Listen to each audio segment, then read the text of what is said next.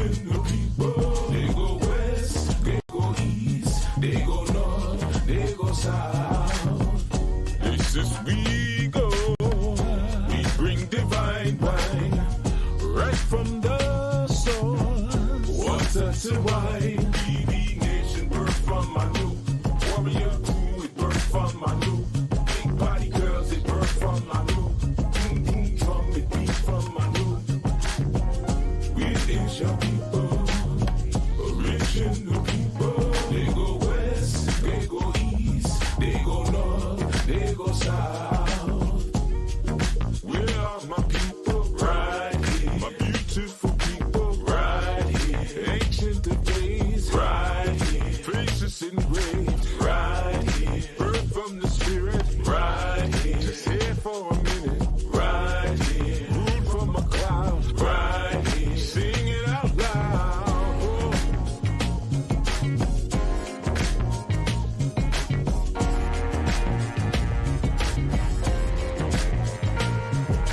Broken, scattered, but we still not forgotten. Yes, we scatter, no matter.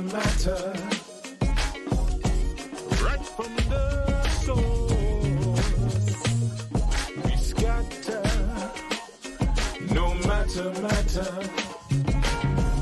We is your people, reaching the people. They go west, they go east, they go north, they go south.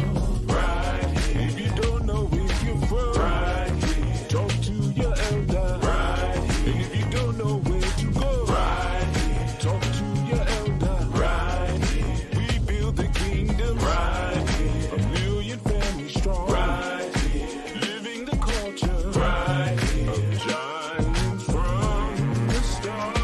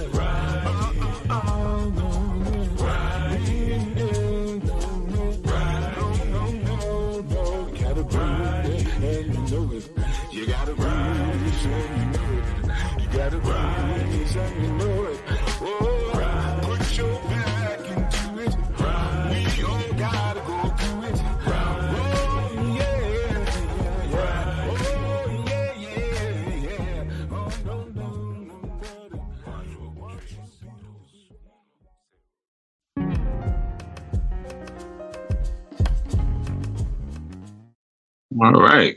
Sounds so good. You will make you want to hear it twice. So greetings, everyone. I'm Chief Yu. Thank you for coming through. And you are now tuned into our every opening of the Sabbath bill session that we like to do with everyone, and everyone meaning you. Thank you for one in the chat. I appreciate it. And thank you for everyone who's come through also to the chat.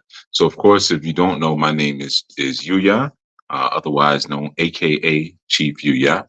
And we get together every 7 days and we take an opportunity to build and to share what it is we've been working on, and most importantly, what it is that we've been applying. Thank you again for the ones in the chat. I definitely appreciate it. I know in this session, we have some people who want to share early on, which is great because a lot of times folks don't mosey in to like maybe an hour and a half after we get started. But it's always so beautiful when they make it their business to come in bright and early. So, I know the brothers have a lot that they've been working on and strong and they want to share. So I'm gonna let them flow. I'm gonna mute out. Shalom. Peace, everyone. How y'all doing? I'm great. How are you? Doing well. Yeah, man. For me, I've been working on well, I'm excited. I'm working on a mural project, and it's always good to be working like in my element. And when it comes to the studies, I've been looking into the Rothschild family and the House of Rothschild, and just Meyer Rothschild in particular, how he grew up in Germany, grew up in Frankfurt, Germany. And his parents died when he was really young. I think he was like 13. But his education was interesting because it was similar to how education was in the States, where they would just learn in church. So he just learned like Talmud, but he didn't learn too much about business or anything from school. He learned it like in practice. And one of the things that I noticed with him is he had seen someone get like I guess they used to hang people in cages as a form of torture, and someone was flaunting his wealth. A Yehudite or a Yehud was flaunting his wealth, and he got tortured and hung in a cage, for everyone to see.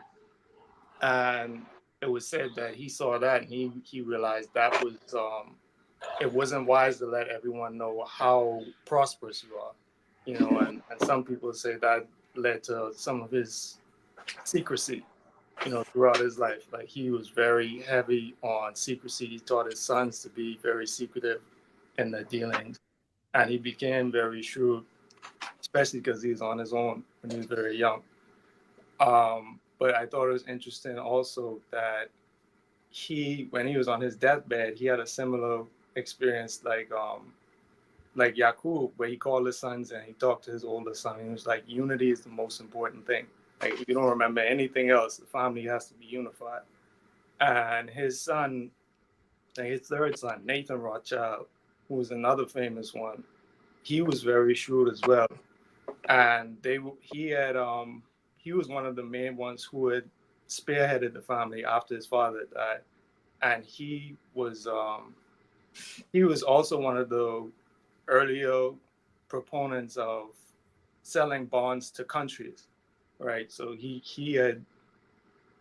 is known to be one of the ones who popularized selling bonds to countries and giving loans to countries, because there were so many wars going on back at that time, which is around the mid 1800s when he was doing this thing. Everyone needed money for war, but no one had money. In terms of governments weren't collecting enough tax revenue to have their money. They didn't want to borrow from foreigners, so they were borrowing from this private banking institution that the Rothschilds had set up, and they were cashing in. Like whoever was going to war, whoever needed money for war, I don't care who wins. I just need you to pay me. And they had been making money like that for centuries, along with selling multiple goods. But for the most part, they were leaning heavy into finance. Whereas early on, they were like trading products. Their father was like dealing with specialty coins, and then he got into other ventures. But he also went through, I thought it was interesting because it had like a correlation to the Anu way. He had a 7-year apprenticeship under a sovereign. And after the 7-year apprenticeship, he got into that business. Like he didn't stay working under him. And Napoleon kind of ran him out of town and took all of his money. But Rothschild hid some of that money behind like a false wall in his home. he told his wife and his daughters like the story to stick to, and they stuck to it. And Napoleon soldiers never found the money, so that was another like bit of seed money for them to start with. But they used the money that they had wisely, and of course, with Nathan's death, they had also made sure that they kept it in the family. Maya was very, I think Chief had touched on this last strong. Maya was very adamant that they don't marry, they don't give wealth to the daughters. That the wealth would only go to the sons, and that was to make sure that no man could just marry a daughter and take some of that wealth with them, right? So they were making sure that they didn't give the vast majority of inheritance to the daughters, but they also started like inbreeding and marrying nieces and cousins and second cousins and whatnot. But I thought it was fascinating how they established this dynasty, and no matter how many disagreements they had amongst themselves, like they had, it's almost like the 14 keys. They had like a code that was ironclad. Like we don't go against the family. It's almost like in The Godfather when Vito and Sonny were in a meeting, and Sonny voices his opinion, and after the meeting, Vito pulls him aside and he's like, "What are you doing? Like, don't ever let anyone outside the family know what you're thinking." Like it was that sort of secrecy. But because of that secrecy too, it was stated in one of the podcasts I had listened to that because of that secrecy, like sometimes they would burn letters, especially if they're coming from Nathan from London, because of Napoleon. You know, he didn't have, he had like an embargo or like a blockade on Britain. So if you were had any dealings with Britain, you had a problem with them. You know, so a lot of the messages from Nathan, who was stationed in Britain, they would burn them, right? And that's like a testament to their secrecy. So a lot of records could have been done away with. So they could have had even more wealth than it was reported, or they might have had less wealth, you know, depending on how you look at it. But their record keeping um, is not something that people from the outside can really complain about, because those records are for the internal or from the family, you know. So I thought that was interesting in terms of building a family and building a clan over time, because another point that was made was that most families, well, it disappears or it dissipates within the first two generations. You know, it doesn't usually last over 3 or 4 generations, and theirs lasted like over 200 years.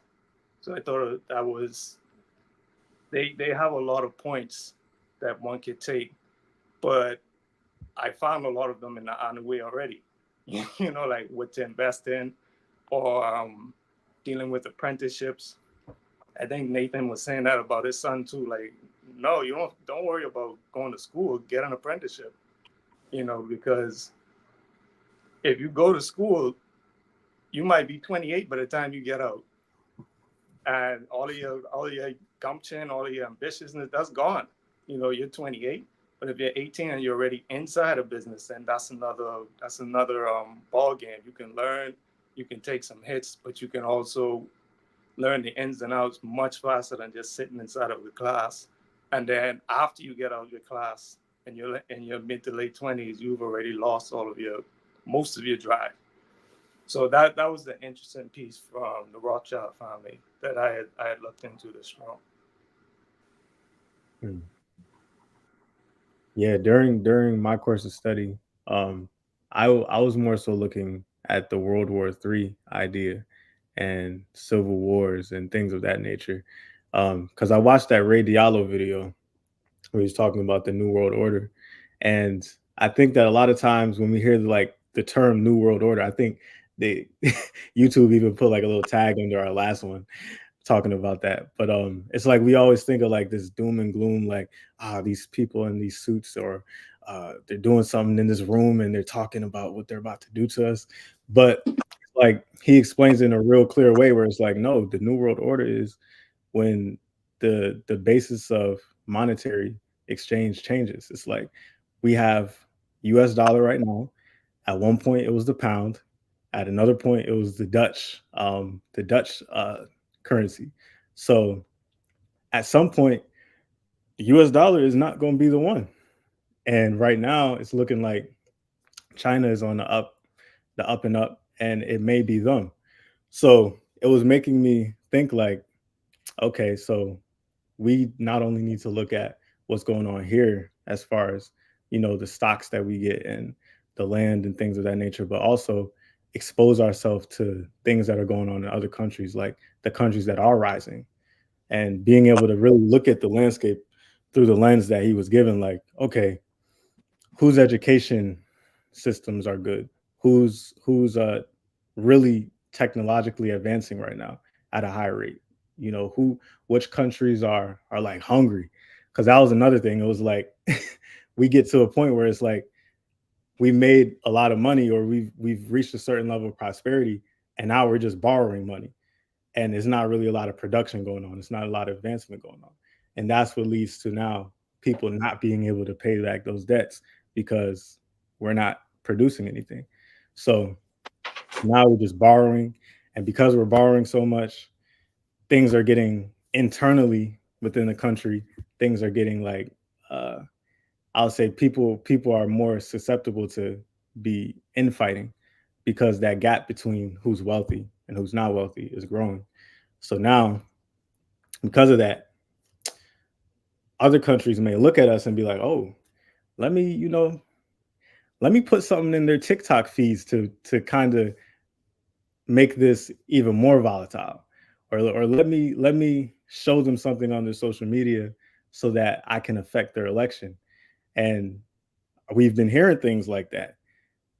Certain other countries looking at what's going on within America and trying to like fan the flames. So now we get to a point where it's weaker within our country or within the United States, and other countries are looking at that and like, okay, we could take advantage of this to come up.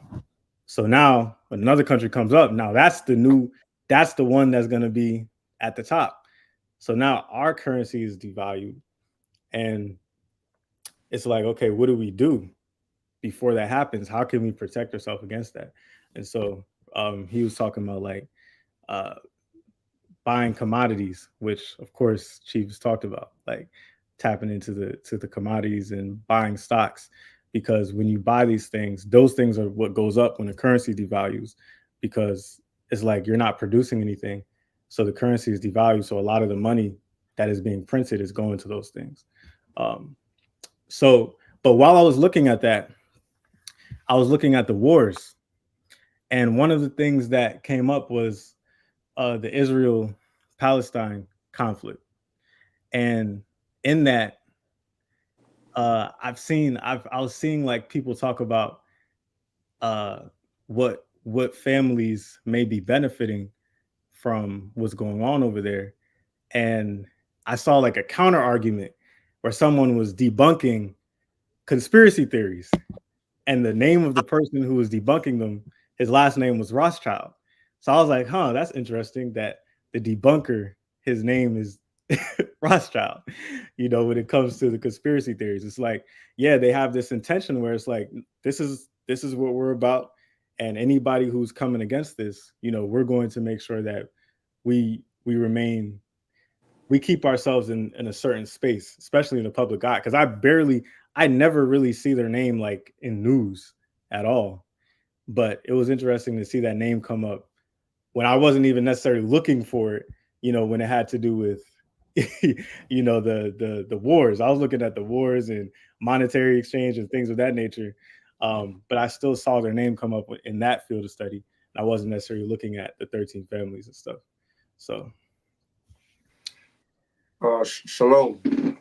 I'll go. One thing that I was studying this strong was like the seraphim and the Nephilim. Now, one thing that kind of stood out to me was like when Chief had said like America, or like that being the land of the dragon, right? So then Chief had given a scripture to Genesis.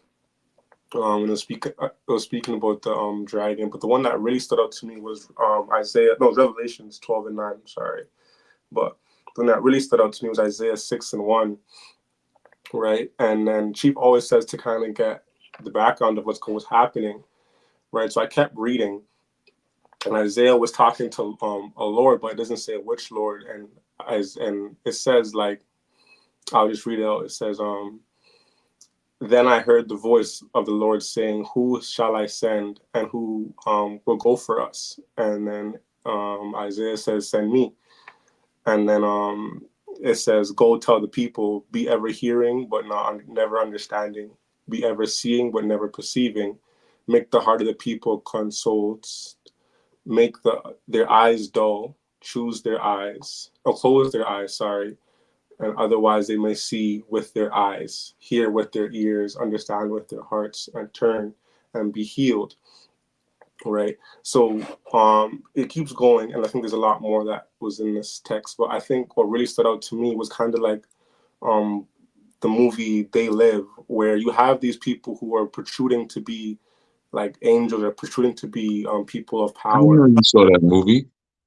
You saw the Yeah, so movie? I was meaning to say, like, I apologize that I wasn't there, but I had watched it. You feel me? Hmm. To kind of catch back up on what was going on. You feel me? Oh. So, but yeah, in the movie, when they start to see, right, they actually see that these people are actually trying to change who they are, or not but deceive them, right? So the seraphim being like the serpent, and being yeah, they're considered angels, but even Chief has said, like, these are demons, right? And then the Lord, like Chief has also said, there, like, no, not even just like Chief has said, but there's multiple gods, or there's multiple L's, right? So which L is speaking on this one? And clearly this is not an L, this is not Yahuwah that's speaking, because Yahuwah wouldn't say blind them, or keep them from being healed, right? So this kind of makes me think of, okay, this is now like Godriel, like Chief was speaking about, right? Um, and I'm not 100% sure, but it led me to, I think this is Godriel, because this would be this is kind of like demon. I don't know. I don't want to use like the term, but demon or devilish acts, right? And it kind of goes to what now I was talking about, that they're hiding it right in front of you. Like, there's something that you could just read and you would think, okay, yeah, God is just saying, okay, let's smite them, right? But if we've heard that Yahuwah was loving and caring, why would he smite them? This would be someone else. That's kind of what I was looking to. Looking into also just the dragon concept, but I'm not 100% done with that one yet. So I'll hold that off until next strong. I'll come back with some more on that dragon concept. All right, shalom, Chief. Shalom, everybody. So, this strong, what stood out to me from the last session, from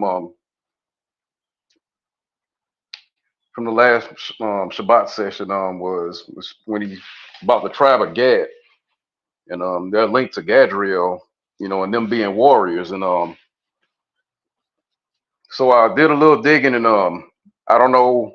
I'm still in the process right now, but it seems to me like that, of course, that bloodline is still alive, and it seemed like it may be linked to the, to the Native Americans, here in the United States. But and also that inspired me to do a little. Right now, I'm also in the process of compiling information on different warrior cultures, like like some from the continent, some Native Americans, ancient Romans and all of that. And what I plan on doing is looking at what they did right, what they did wrong, and taking the insights from that, and I'm gonna put it together, and I'm gonna give a presentation, based on what I found. And I should have that done. Should have it done by Sunday.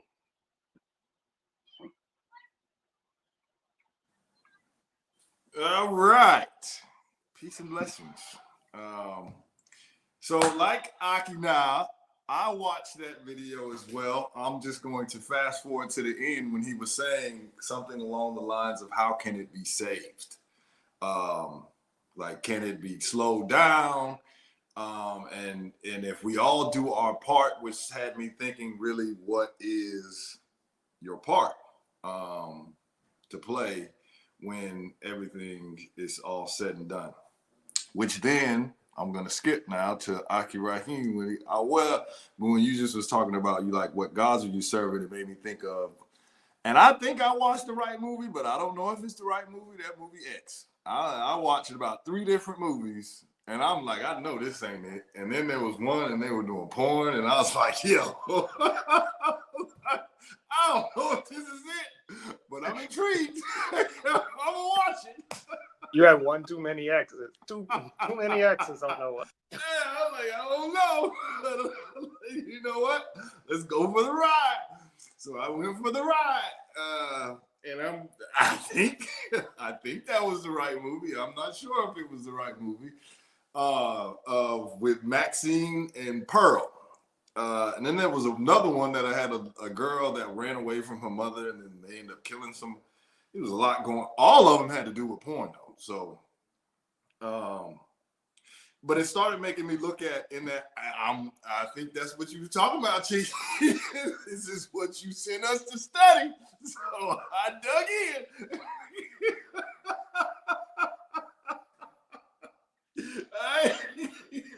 I watched it twice just to make sure I got it right.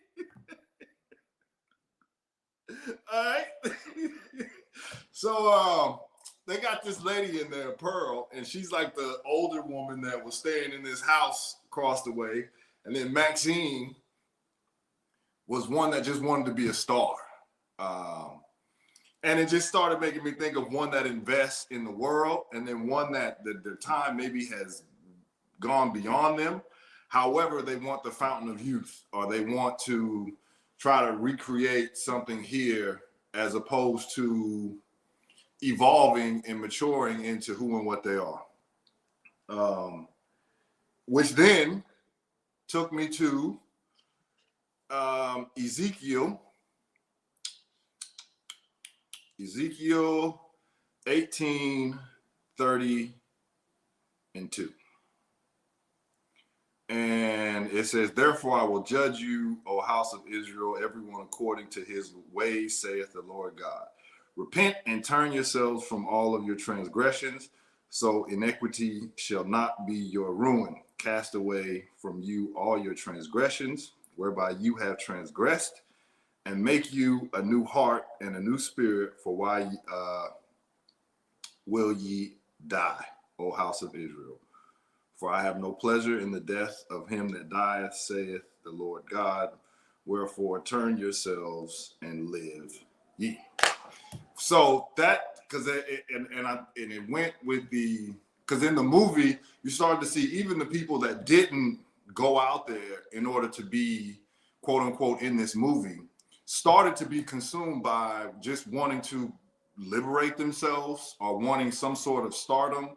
And it almost went, I put that back with Ray Diallo and some people wanting to be consumers or just getting caught up in this machine as opposed to looking at the bigger picture.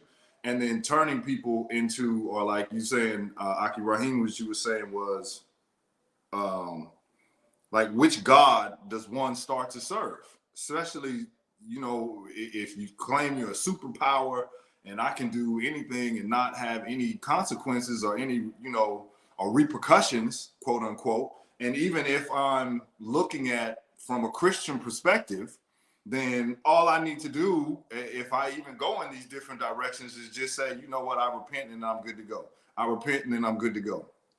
As opposed to looking at something and saying, no, you're going to be judged for these actions.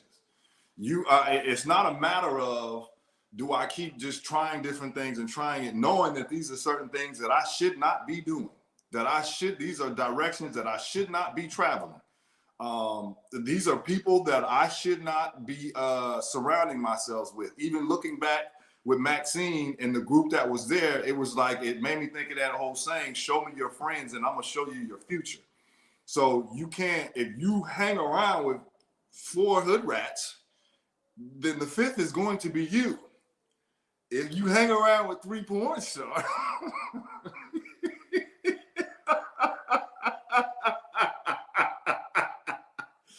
yeah, and eventually your thoughts though will become consumed, and it's a matter of, do you want to like which Elohim are you going to serve? Which one do you want to start to feed into? Which one do you want to surround yourself with that says, you know what, this is the direction I'm going to travel? But then,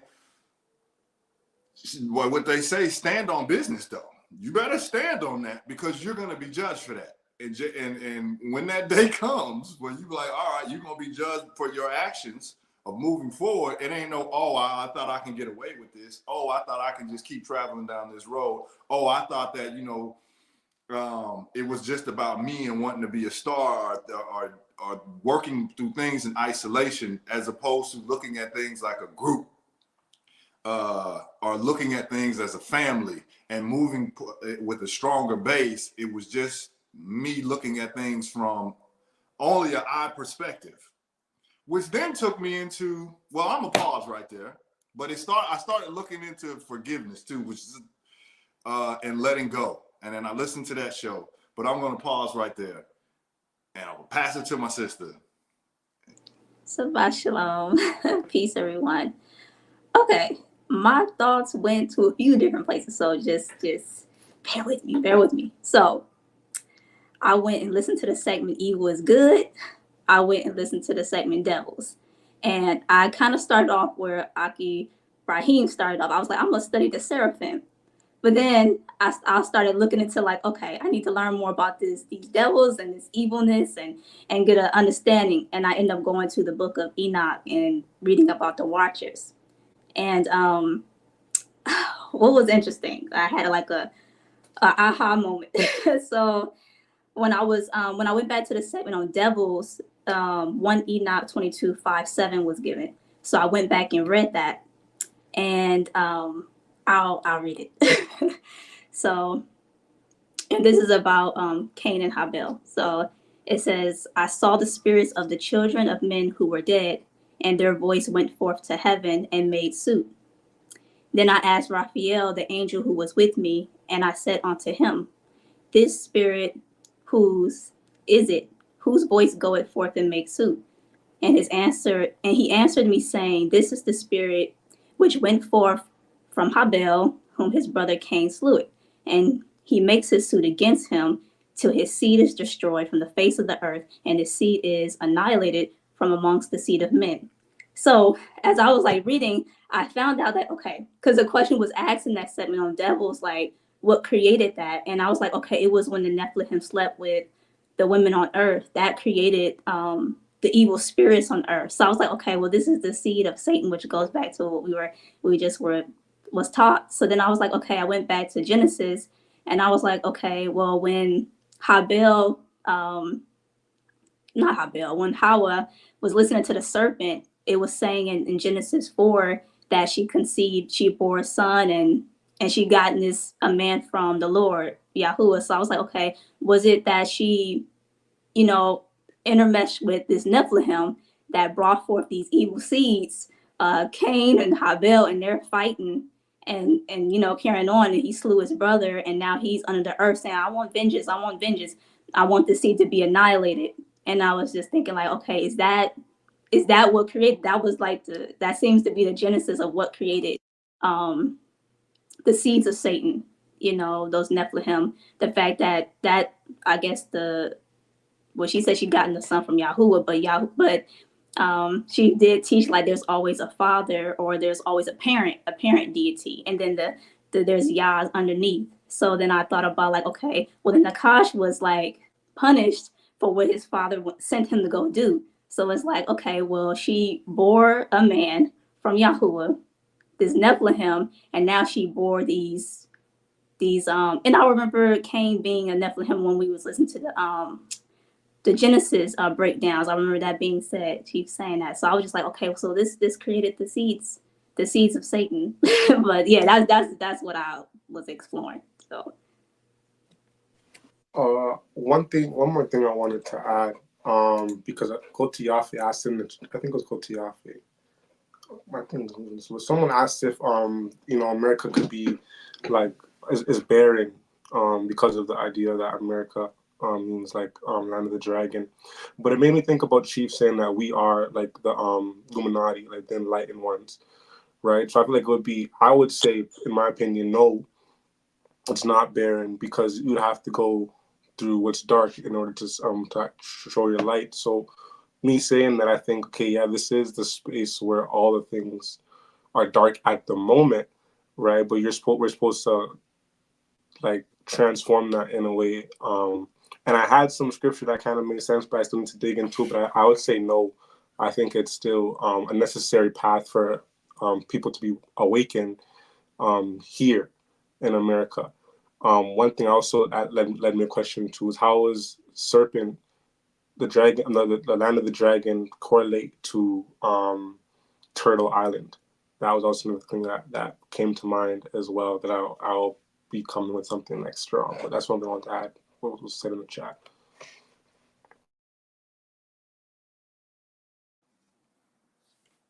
So then it made me think when you said seed of Satan, right? And then I'm going back to the Chief has talked about with, Satan or satiation or satisfied, and when is the flesh ever satisfied? Which took me back to the pearl, which, always looking at this younger version and then wanting to kill, like do sin in order to try to get towards whatever that goal is that this person wanted to achieve. Which then goes back to those seeds of Satan, are looking at these 13 families that want to create or want to stay or position themselves in order to rule the world. One has to look and say, okay, what is it that I'm achieving? Because if one could look at them and say that is what I want to do. I'm gonna jump around here because this is how my brain is just operating right now. So we just gonna, and I'm like, why was? And I remember one time there was a show back in the day Chief did when he was saying that if I was on the opposing team, then I would do. And now that I'm thinking, because I wasn't at the point in time. So autopilot, he can tell you he's saying a lot. He can make you like, oh, slow down. I'm wondering though, like, knowing that black is not a color but a consciousness, and certain people are in different skin tones around the world. Like innately, what is in you will start to come out of you. I'm assuming, and I could be totally wrong. So y'all tell me, y'all cut me down if it ain't right. Even if one was on the opposing team, if what is in you is gonna come out of you, would one then have that seed of Satan to start to do what the opposing team would be doing? Or would something innately in them be like, you know what, that is not something that I would do? Well, I think it goes back to something that Chief had talked about before when he said that, there's certain powers that are ruling the world, but they were put here to be dark forces. Like they were designed to be that. Whereas some of us, we came here and we were designed to represent the creator on the planet. So us trying to act like them would be us changing ourselves or going against our integrity in order to try to be something that we weren't designed to be. So we would never really be able to achieve what we really could achieve behaving like that, because that's not what we were designed to be. I think I'm walking with you. So in essence, it would be one accepting that these are just different L's that other people come from, and not trying to assimilate whatever it is that somebody else is doing in order to understand it, rather than respecting, or maybe you don't see the source in that, but the L that they came from. Can you give me an example of this sort of behavior? Behavior as far as like the type of person you're talking about, like how does it manifest? Like as far as maybe somebody redlining or not allowing someone to feed their family from making certain laws that would only lock up quote unquote criminals who smoke weed, as opposed to those who are shipping everything over here and who have the means in order to get it across the border. Mm-hmm. Yeah, that, I mean, I think you have to before you look at the people, you have to look at the context. Then after you look at the context, then you go back to looking at the people. You know, I think it's important. See, sometimes we can get sort of lost in the political discussion, and we lose sight of the ancestral discussion.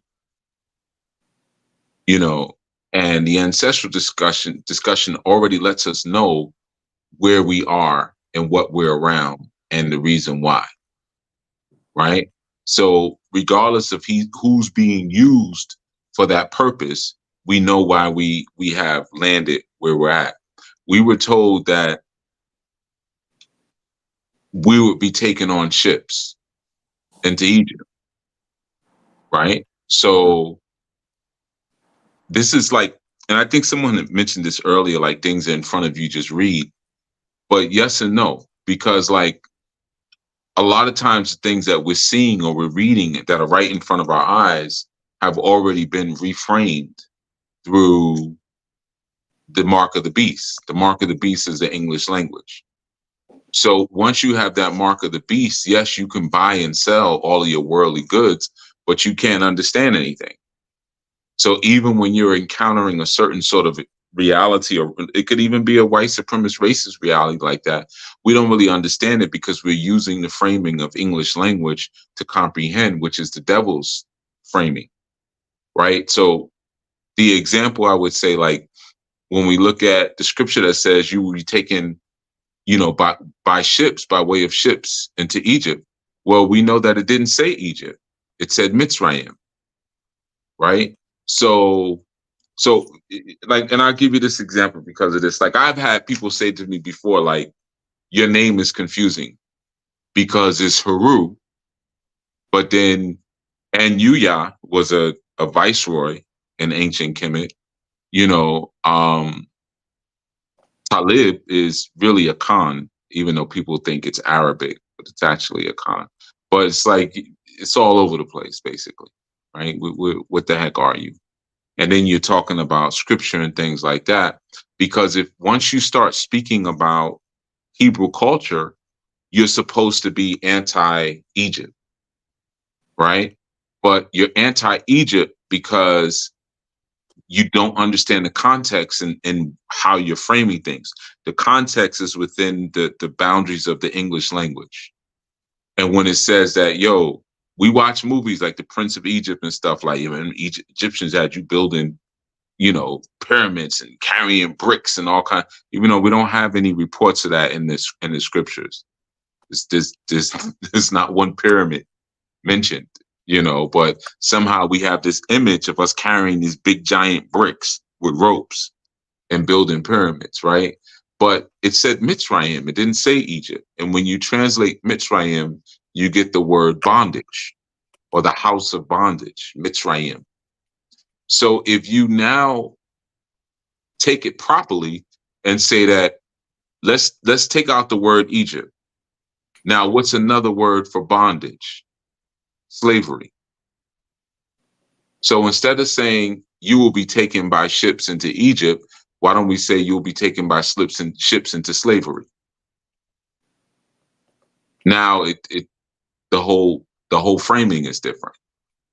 You will be taken by ships into slavery, and it says, and sold to your enemies. So now we have two realities that we can work with that, right? So before we start looking at the people, we have to look at the ancestral prophecy.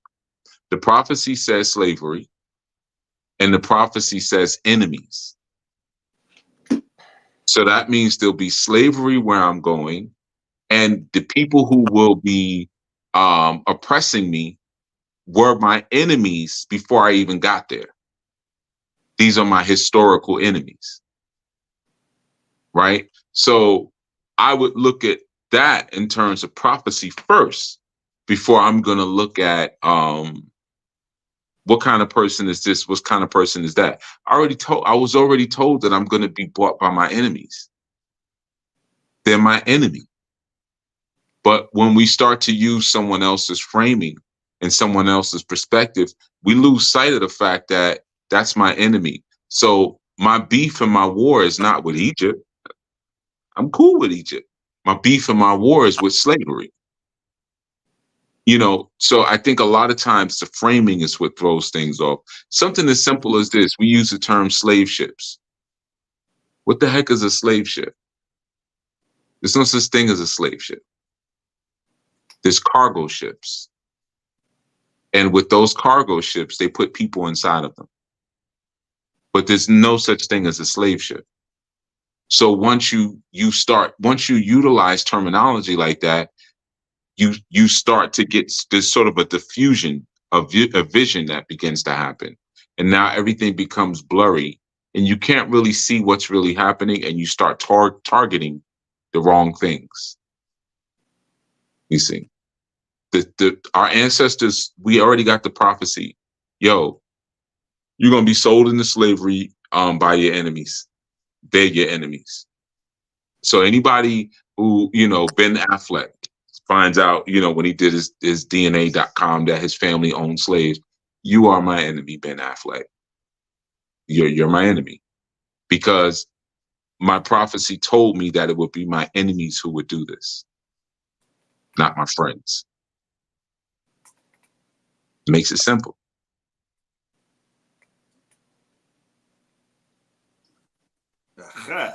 Okay. I appreciate that. Okay. Sure. So then that would be in alignment with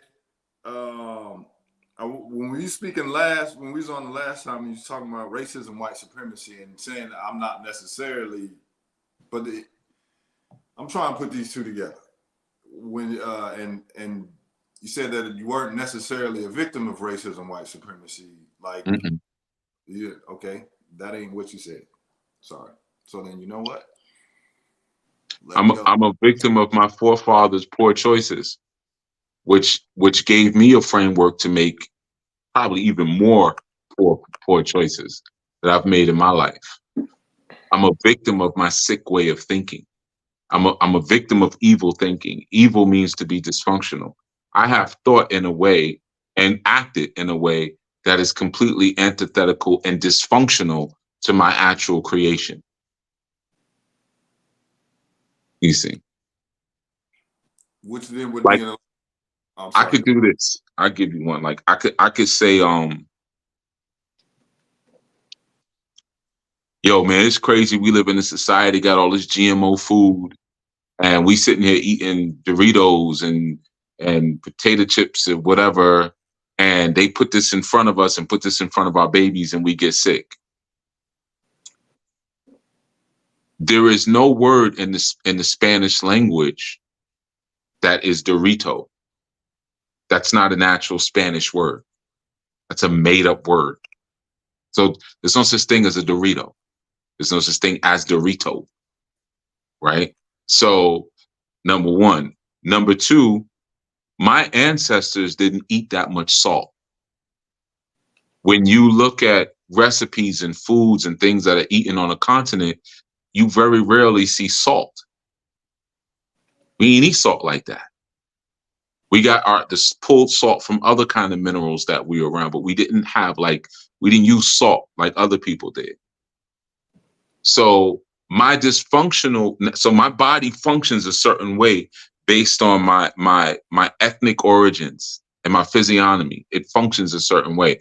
I decide to have an evil, dysfunctional thought and eat some Doritos and some salty food. I guess Doritos are salty. And then I get sick, and then I blame it on the society and not my dysfunctional way of thinking. Can someone read James 4:4?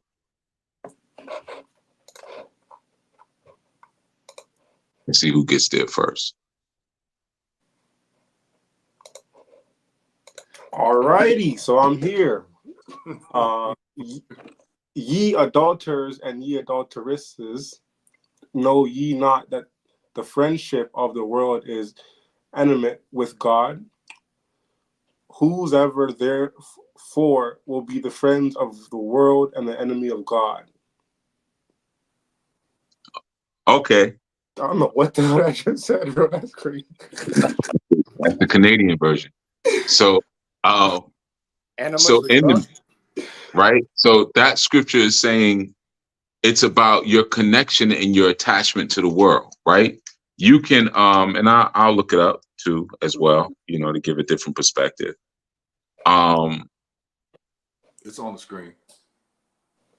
Oh, okay, yeah, I can't say that's too small. Okay, so let's go. If we start at the first verse, from whence come wars and fightings among you? Come they not hence, even of your lust that war in your members? Ye lust and have not, ye kill and desire to have, and cannot obtain. You fight and war, yet have not because you ask not. You ask and receive not because you ask amiss, that ye may consume it upon your lust. You adulterers and adulteresses, know you not the friendship of the world is enmity with Yah? Whosoever therefore will be a friend of the world is the enemy of Yah. So, see, we talking about dysfunctional thinking and things like that, right? Think about when you tell somebody, yo, I live by the law, statutes, and commandments. What's the first thing they say? Yo, there's too many laws. How you gonna live? You follow all of them? That's a person who's in love with the world. They are friends with the world, right? So what happens is that when you start speaking, they can't understand you. They can't relate to you. You see, their framing is completely different because their attachment is completely different. So when you start to realize, no, we're supposed to be Kodesh, you know, holy, set apart, Kodesh. So once I'm moving as a Kodesh person, then it's like, oh, I don't want anything in the world. So I don't have the same inner struggle that another person may have. Because like he's like, you look, you lust, you fight and all of that, and you still don't get anything. You do all of that. Think about cats, you know, who were big in the streets. And then you can go on YouTube all day and listen to they on the phone, calling from jail, from prison, doing football numbers, doing life in prison. Yeah. You know, back in 97, 98. Yeah. I was bringing in like, you know, $60,000, $70,000 a week. You know what I mean? We had it coming in crazy. You know what I mean? We had it coming crazy from both sides. You know, just talk, but you in jail though. Then you hear, you know, I'm about to run out of time. I'm about to run out of time, but you know. So you fought, you went to war, you lusted, and you still don't have anything. Because you asked not. Who is it that asked? Your actual creator. You see, so you had lust even down into your members of this body. You had lust. You know, so I think again it's the framing. You know what I mean? Yeah, you can come into a space and you might look and be like, man, this person, it's just like if you could be good, why can't somebody be evil? If you can be made inherently good, why can't someone be made inherently evil? Why can't they be given that opportunity? You see? Mm-hmm. So we just, because of how we're taught and how things are framed, we just don't see the possibility of certain things. You know, when someone does something super crazy, you know, like great example, you've been taught your whole life that, you know, melanin rich men are evil. So if a melanin rich man does something, we say, that's how these guys are. If a melanin rich woman does something, you say, I wonder what drove her to that. Because she's made inherently and natively perfect and good. She's an angel. He is the devil. Even when he's a little boy, we talk to him different. Because the girl is good, the boy is bad. You see?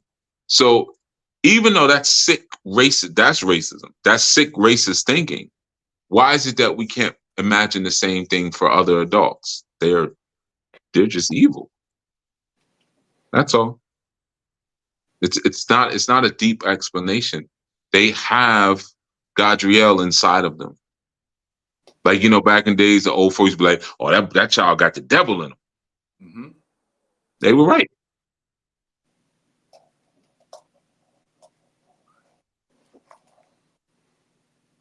That's along the lines of with the mouse though. When we speaking about the last time, you was like mice don't eat pellets.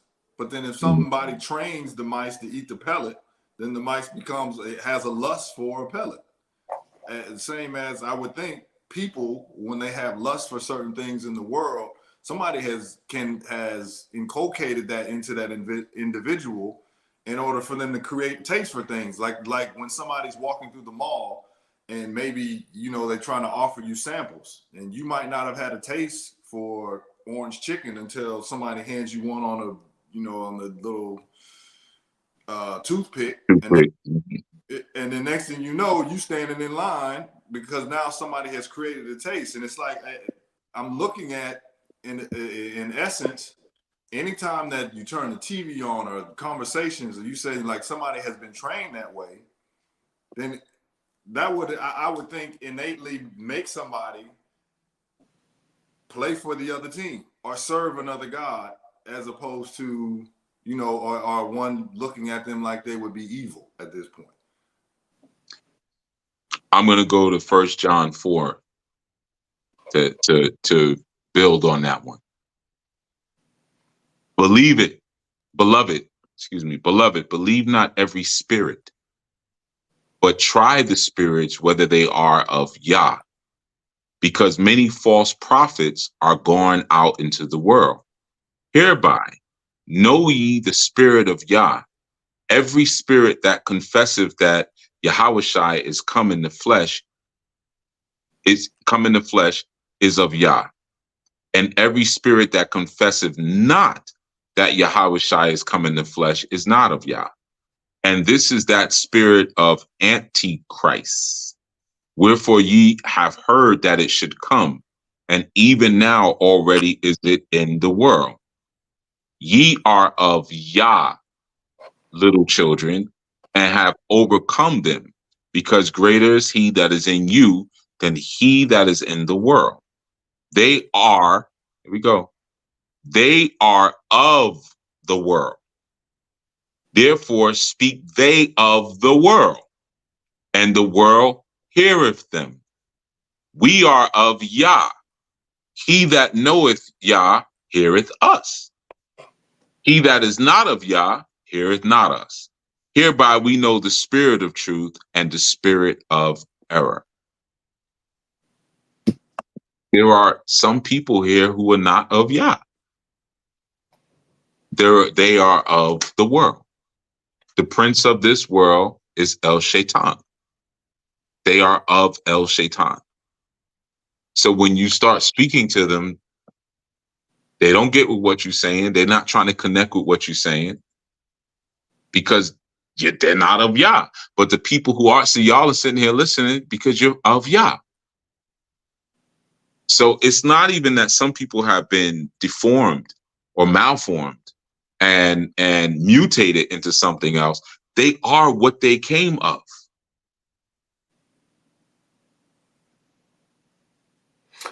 So that makes me think of kind of like just verifying the idea of like celestial war and that being reciprocated on the earth, right? So if we can understand that, okay, there is evil and then there is good, then necessarily there would be butting heads, right? So once we kind of understand that, like the idea of Zach said, like, picking the other side, well, if you know that you're on the side of good, then you should be doing things that'll prevail that side, right? And I guess if you even have, like, I think it kind of leads to the idea of Chiefs bringing it up, saying like he was reading or he was talking to someone about something, and there was like a book saying you could be turned gay or something like that. I don't remember what it was about, but he was saying it ran through his mind, and he thought like, okay, could I see my friend like this? And he was just like, nah, I can't. I couldn't see it. That makes me think of this situation where, like, okay, there is evil, but could I be evil? Right? And then something innately in you, that Yah within you, would just tell you, nah, it's just not in me. It's not on my, I just can't do that. Right? So that right there would be picking your side. So I think people who just pick the other side of being evil is just like, based off of the scripture, that's just where you come from.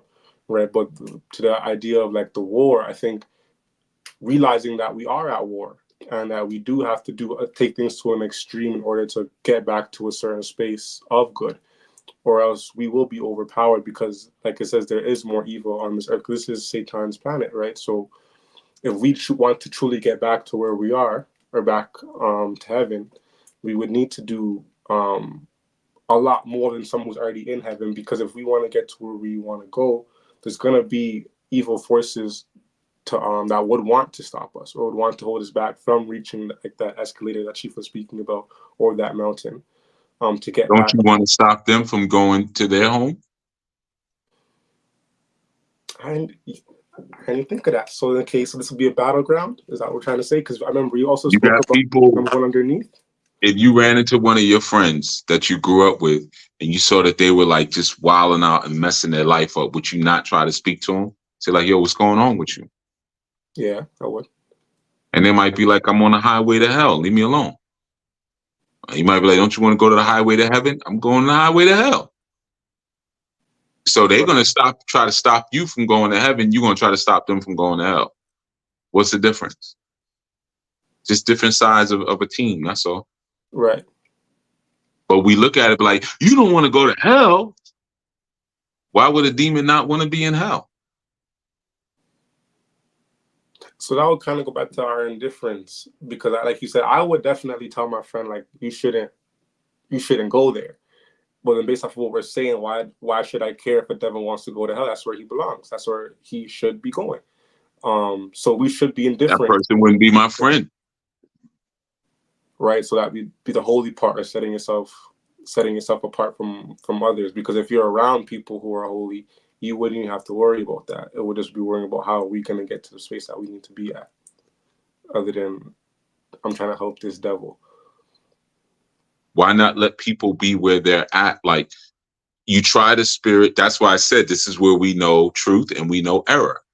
You try the spirit with the spirit. If you start speaking of the things of Yah and you say that Christ consciousness is where we're headed, and they're like, nah, there's no such thing as that. Oh, okay, cool. You're of the world.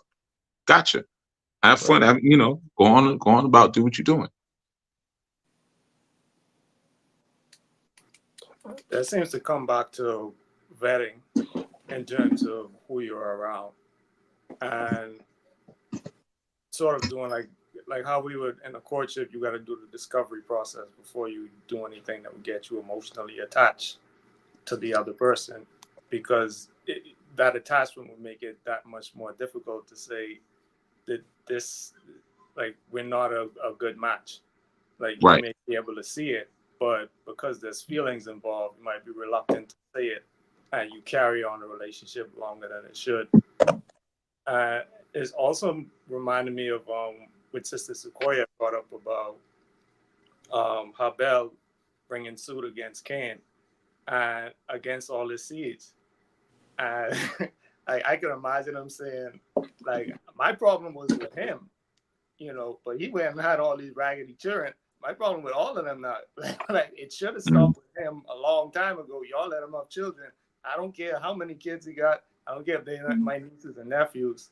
All of them got to go. So it's proper identification. So, like, where does okra come from? I don't know. Ground. The ground. Where do mushrooms come from? the ground. And true. But mushrooms are fungi. You see, it's the separation of the wheat and the tare. You might be looking at something in the same place and you just do a broad sweep like, oh, it's all good.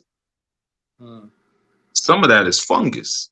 That's not to be eaten. That's a ground pimple. That's a ground cold sore. You're looking at herpes on the ground. You just, I'll eat it. Because it's right next to the right next to the okra. That's why I hate mushrooms. Man. It's fungus. If you go into your house, you go into your basement, you see mold on the wall, my goodness. You running out, you scared, you terrified. It's gonna kill me. You wouldn't scrape some and then sprinkle it on your food. I'm gonna fry some of this up with some hot sauce. You see? So it's the same thing with people. Like, we can recognize a fungus and be like, and not hate it and not want to kill it. Oh, it's a fungus. We don't touch that, but it's here, right? There are some people who are fungus. They come only from the earth. At the end of the day, we're all dirt bags. All of us, all a bunch of dirt bags. So, being a dirt bag, do you only come from that? Are you only a dirt bag? Or do you have something else inside of you? Do you have a Kodesh, a Ruach Kodesh inside of you that redeems the dirt bag? Some people are born with the Ruach Kodesh, some people don't have it. They're just dirt bags. They're like fungus. They will kill you.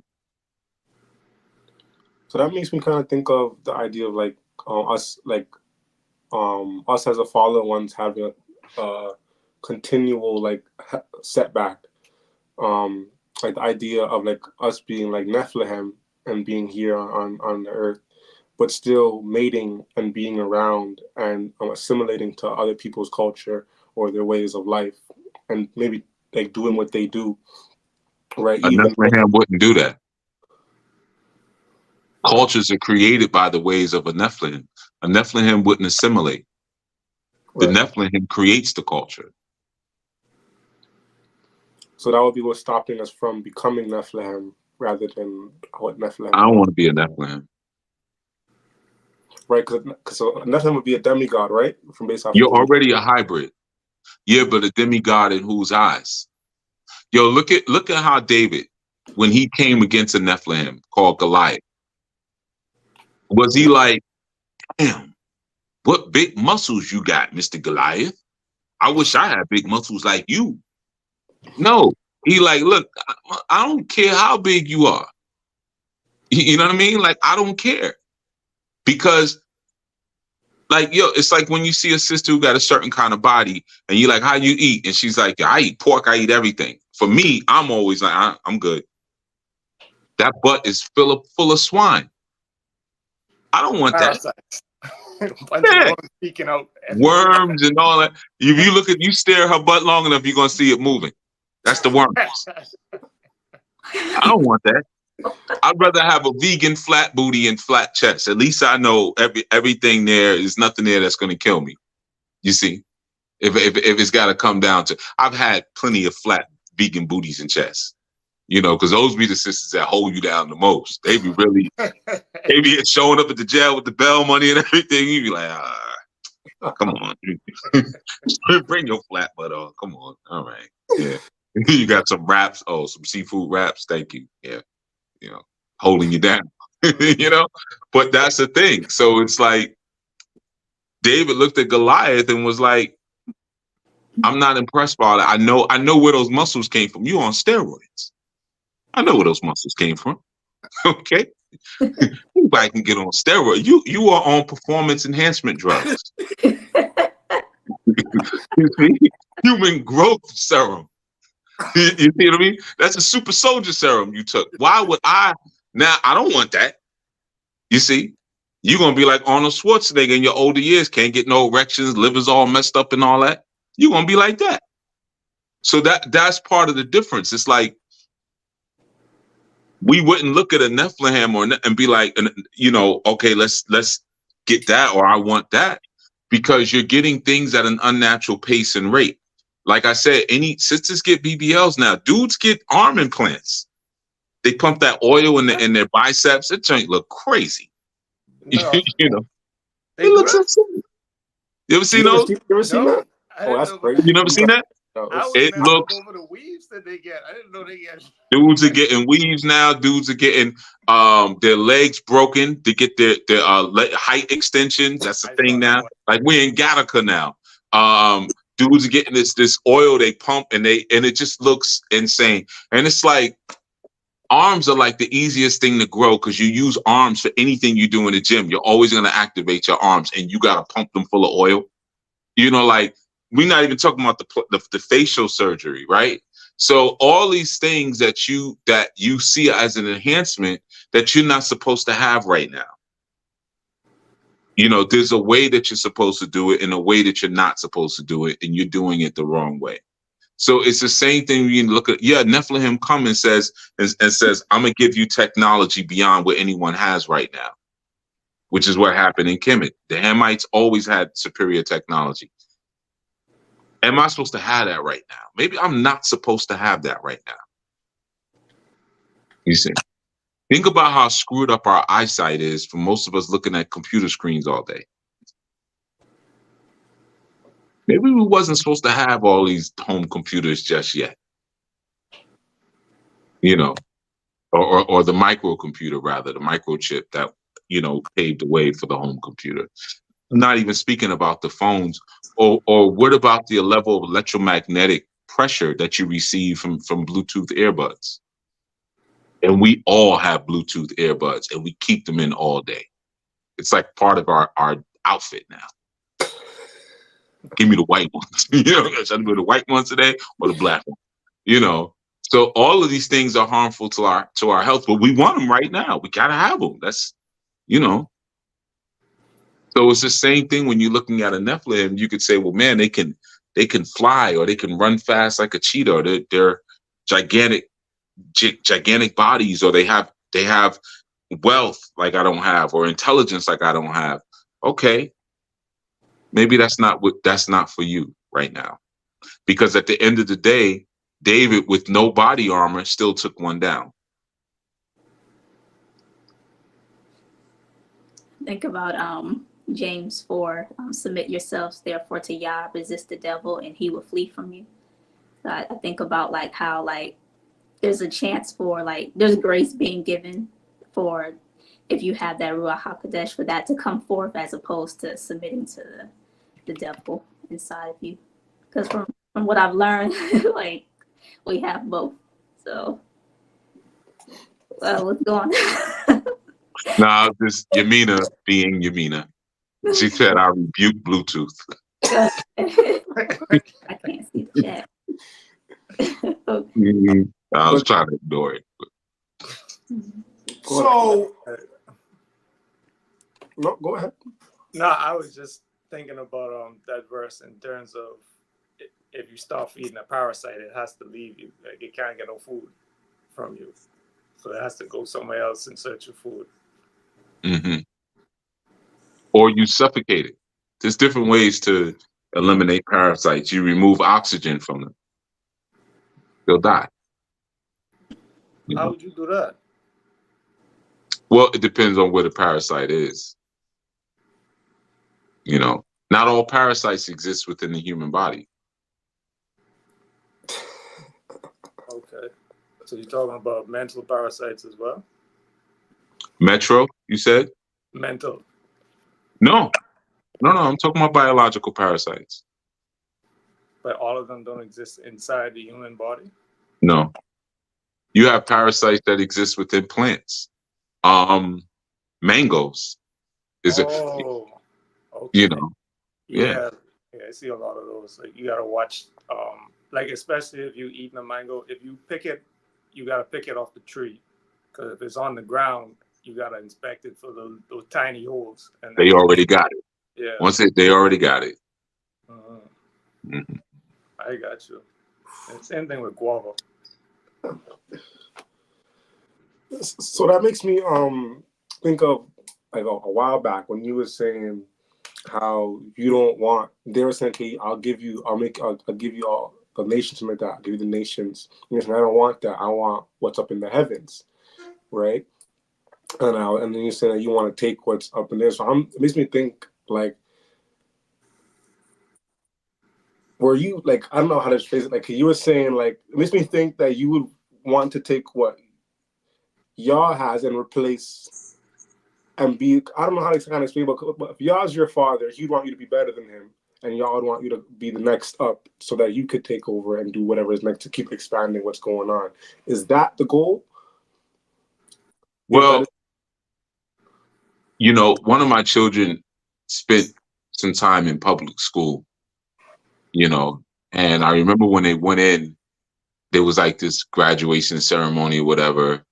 And I came by and I was like, so? And you're like, you know, my teacher says this about me. I was like, your teacher doesn't know anything. We're superior to that environment. Right. So of course you're gonna go in there and dominate. That's expected. You know, so but their accolades don't mean anything to me. I could care less. Right.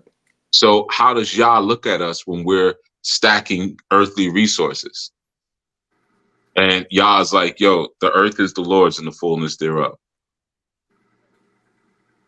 Like you ever see a situation where I've seen this with women, children too. They'll live with a man, like you got a man who's handling all the bills. He's holding it down. And then the wife, she works a job, but she ain't got to pay bills. So she stacks like a large amount of money. And then she says, I don't need you for nothing. I got my own money. You know, like let's say one of the children wants to do something that they shouldn't be doing. And the father is like, no. And the mother will be like, well, I'm going to give them the money. But there's never a thought like you only are able to stack that money because I am paying for everything. Right. But children think like that. Like children say, I don't ask my parents for nothing. You know what I'm saying? Children think like that. Right. But because they got a little part-time job at the pharmacy, you know, and they can buy little things here and there and they could, you know, pay for their transport, but you're not paying rent. You ain't really buying no real food. You're not paying the water bill, the electrical bill, you know, insurance, things going on. But a child thinks that way. So we come down to the earth and we like, yo, I got this and I got a car and I got a truck and a car and a motorcycle. And y'all supposed to be like, yeah, this is what I blessed you with. And y'all is like, what? That's nothing. You got distracted. That's what you just did. You got distracted. It's all mine anyway. How you gonna floss in front of me with my stuff? Right. So I think a lot of times our aim is silly. If you know, Gadriel says, yo, I'll give you the nations. First of all, they're not yours. Let's start there. So you're lying. They're not yours. And why would I want the headache? You know, the scriptures, when you read the scriptures, it says, you know, the Most High called us vapor in the scriptures. Like air? That's vapor. That's deep. Yo, you ever, well, I know you don't. Yeah, I know you know your way around the stove. Hey! And a fire extinguisher. But like, you ever notice when you don't know how to put salt, you're supposed to throw salt on it, not water. Maybe I'll tell y'all that story one day. But yo, you ever made some rice or some noodles or something like that? You know, and you see how the vapor goes into the air and it just disappears the next second? Right. That's what Yah called us.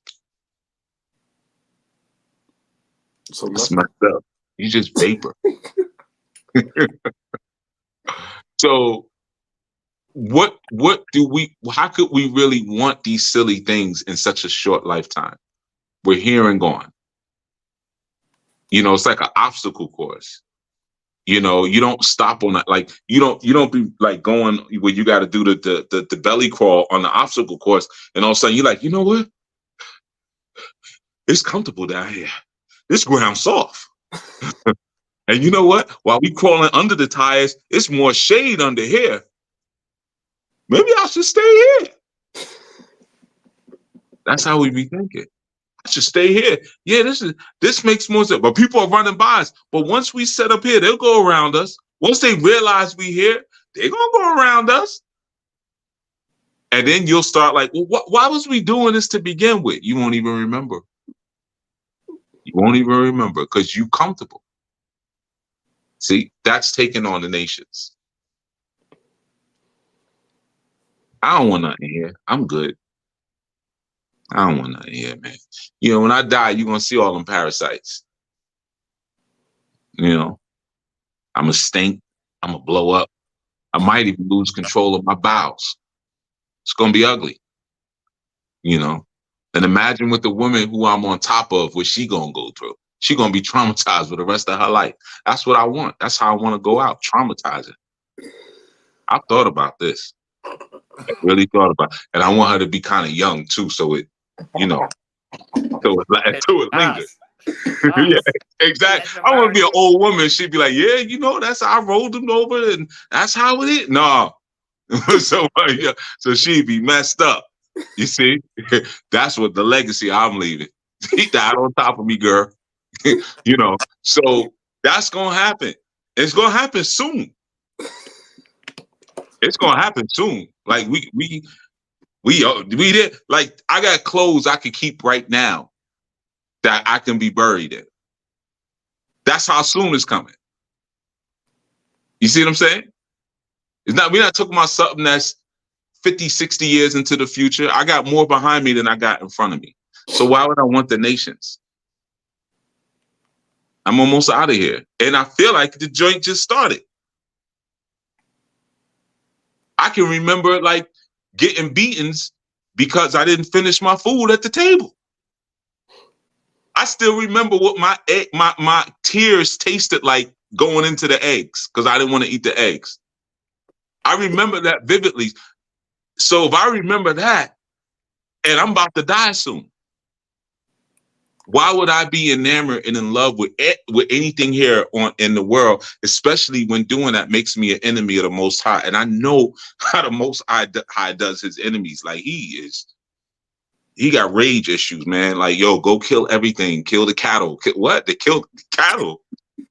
The cattle? For real, OG? Yeah, kill the cattle. And the plants. Yeah, the plants, stomp them out. Just bite them and spit them out. You know what I mean? Like, damn, B. You know, so I don't want to be the enemy to the Most High, and I'm almost dead. I mean, I could put me in this shirt right here. Really, this one's good. So that makes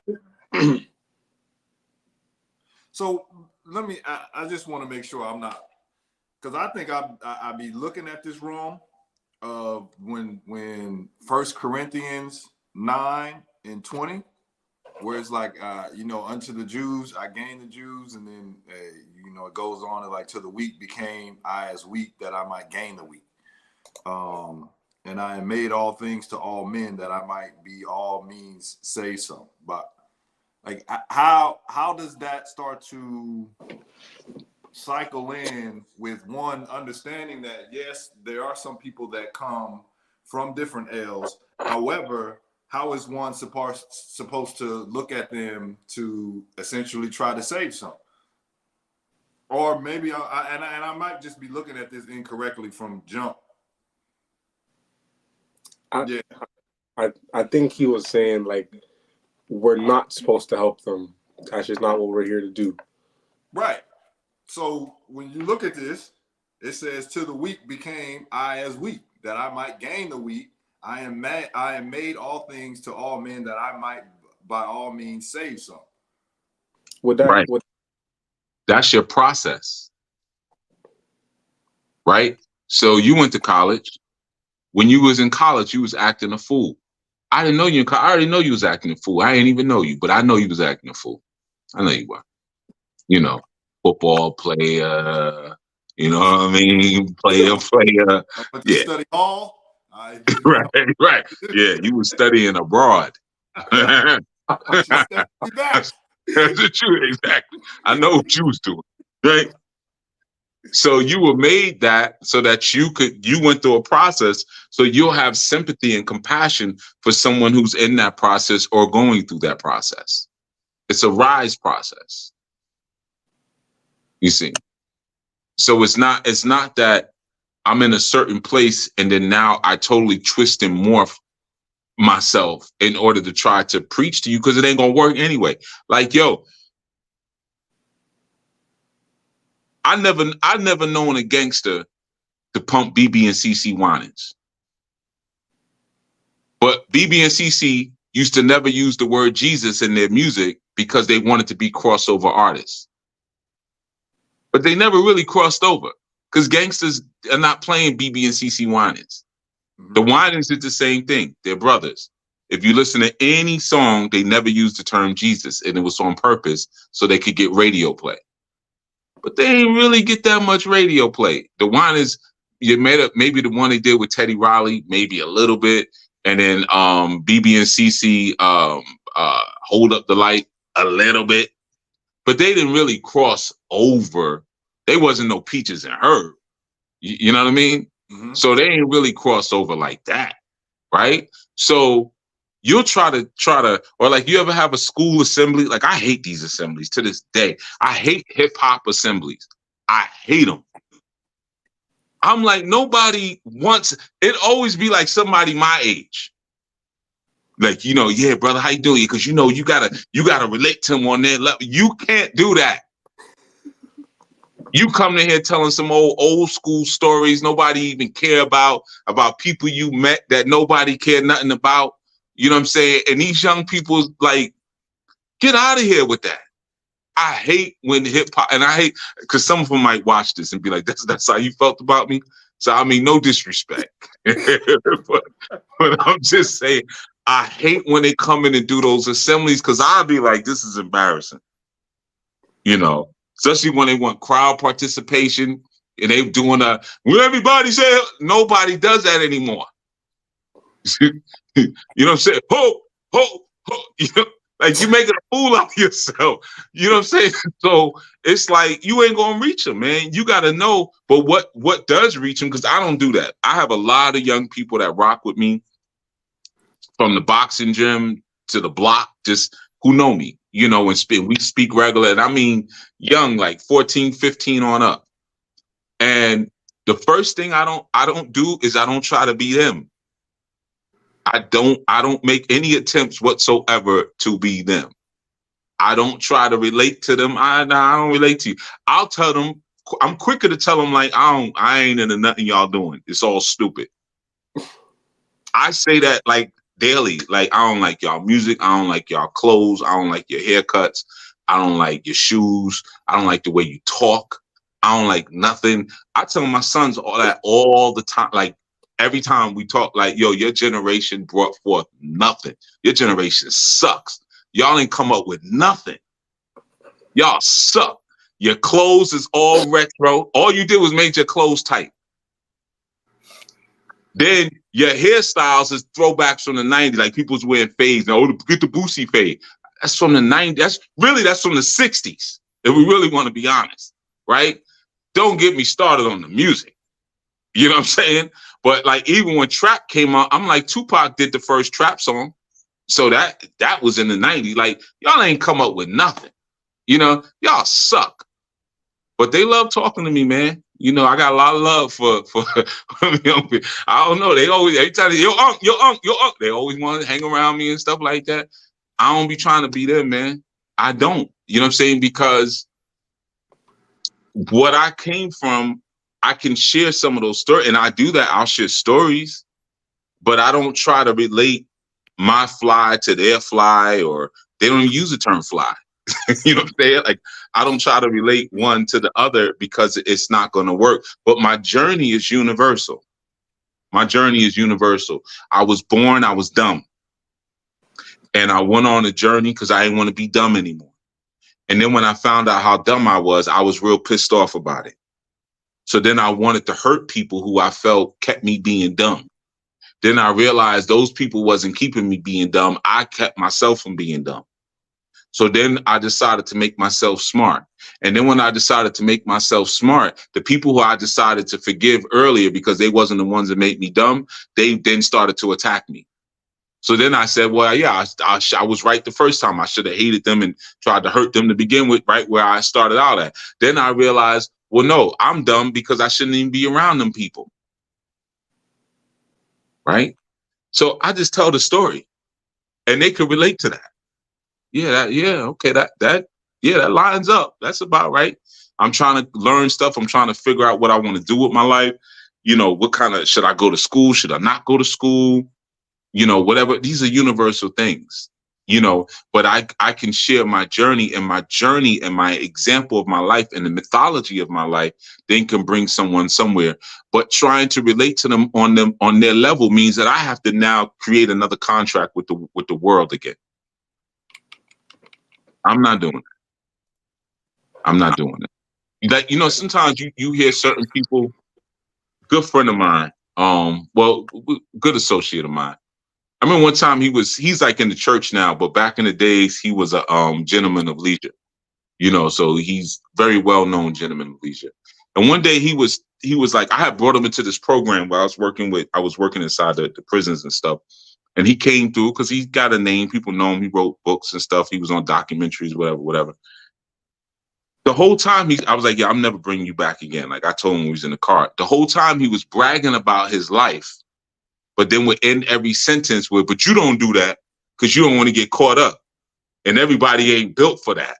You know, everybody ain't built to have $100,000 necklaces and, you know, 5 different Bentleys. And that's the life that I live. You know, he just was kept bragging. I'm like, never again.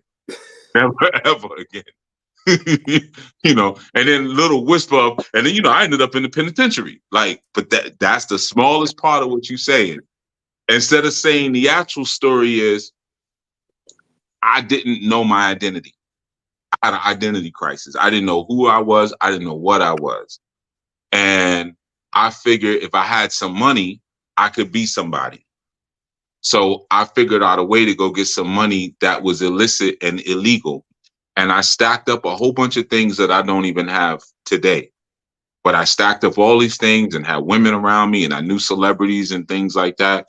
But at the end of the day, I still got shot. I still got addicted to heroin. Like, tell the story, you know. And now, you know, I'm in the church now, and I'm still struggling with that because I still want to, I'm looking at the evangelists in the church, and I want to get back into my old life, you know, while at the same time try to make myself right with God before I die. Anybody can understand that. That's not hard to understand. So then that goes back to, like, there is no wanting. Like when I'm saying you should want, do you want the nation or do you want to be even higher than you are? There is no wanting. It's just going on the journey. And then just going where you sit. Pardon me? It's just going where you're sent. The steps of a righteous man are ordered by the Most High. So my steps are ordered. Like what? Anything I would want is stupid. I have never wanted anything good, ever. Ever.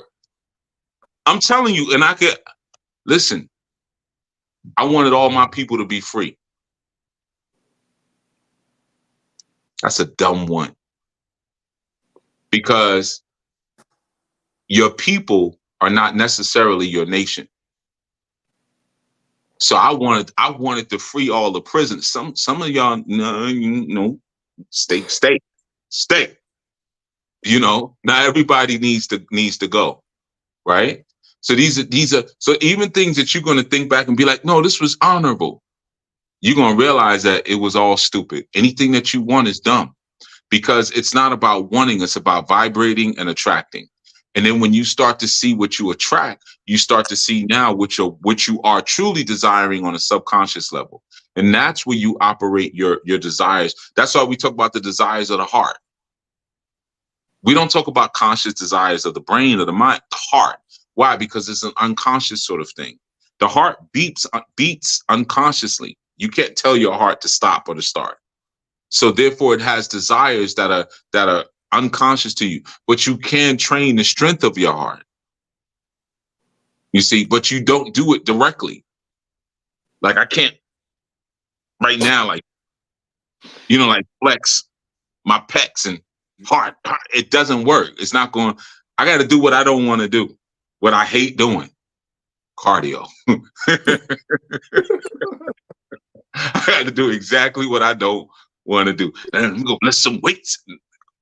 Cardio, buddy. Right. You know, so that's the thing. So it's like the wanting is always going to be something. If you have a conscious want, I promise you it's something idiotic. You just don't know it's idiotic yet. You're going to find out it's idiotic when you get older. And you're going to look back and be like, that was dumb. That was dumb. That was dumb. I wanted a good job. I wanted a nice house. I wanted a nice car. I wanted a pretty wife. You know, all these things, you're going to wake up one and be like, everything I wanted was stupid. I've kind of already had some of that experience, just acquiring certain things because I made a certain amount of money. And it's like, afterwards, I'm like, I ain't really like need that. Like, now I got different types of goals and stuff. And it's like, that kind of slowed me up on certain things. So it's like, I didn't, those once, like you said, it was dumb once, but they were just what I had at the moment. They become leg irons.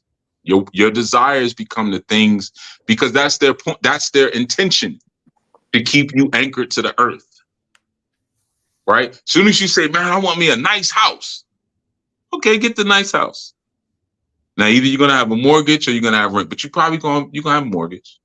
30 years, 15 to 30 years. Boom. Then you're going to say, well, this nice house, I got to furnish it. Boom. I can't be pulling up in my nice house without a nice car. Come on, don't be ignorant. Right? So you got to get the nice car. Then somebody says to you, yo, there's a beautiful spiritual movement happening right now in Malaysia. We really need to go out there and like live for like a year. What Malaysia? I got to sell my house. Well, the market is kind of funny right now. I'm going to take a loss on the house. And then where am I going to put all this furniture that I just bought? And what about this car? I can't flip this car right now. With the way my payments are, like I owe more than what it's worth right now. You see, you're stuck. And when there's moments for transcendence and for elevation, you can't take advantage of them because you got the leg iron of all your desires. So that even will go into like someone maybe not even being able to come to like a retreat or something because they've acquired so many things. It's like, dang, I really wanted to get up with my Anu people, but because of these things that I've desired so much, it's like I can't even do it. Right.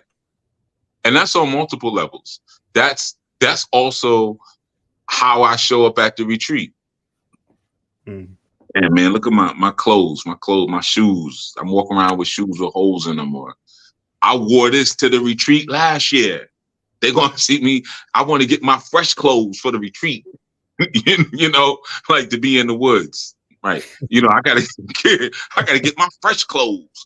Right. So sometimes it's the mentality, or I've been stressed out lately because of my job and my skin is messed up. I'm not in a good mood. Right. I don't want to be around people right now. Sometimes it's what the desires put on you in terms of your thinking, your emotion, your spirit body. And that keeps you from opportunities for transcendence. You know. I don't feel like sitting down and meditating. Or if I do sit down and meditate, all I'm thinking about is everything that's on my back right now. You know. So there's this verse in Deuteronomy. This is actually the one that after we did that one segment about, like you talked about, choose a verse and then meditate on that verse, like meditated on it day and night. It was Deuteronomy 6:5. Love Yahuwah thy Elohim with all thine heart and with all thy soul and with all thy might. And when you talk about the heart being like that subconscious, with my thought was like, okay, how does one get to the point where like that love is to that depth? Like I'm now loving on the realm of like from my subconscious versus like just saying it or just doing things consciously to try to enact that connection. It's following the laws, statutes, and commandments. If you don't follow the laws and statutes, you don't even know Yahuwah. That's in scripture. You don't even know Yahuwah. So that love, if you love me, you will keep my commandments. Like that wasn't like extortion. That wasn't emotional extortion. Like he was putting you up on game. Like I'm gonna teach you how to get to know me. Follow these commandments. When you follow, like, again, we go back to the parasites, right? Some people right now are eating a chocolate bar, a candy bar. I just need something sweet. Just need something sweet in my mouth, little something sweet, right? Because the parasites in your intestines want you to get something sweet. So now, because you follow the parasites, you love sweets. You see, you end up loving what feeds and fuels your deity. You see?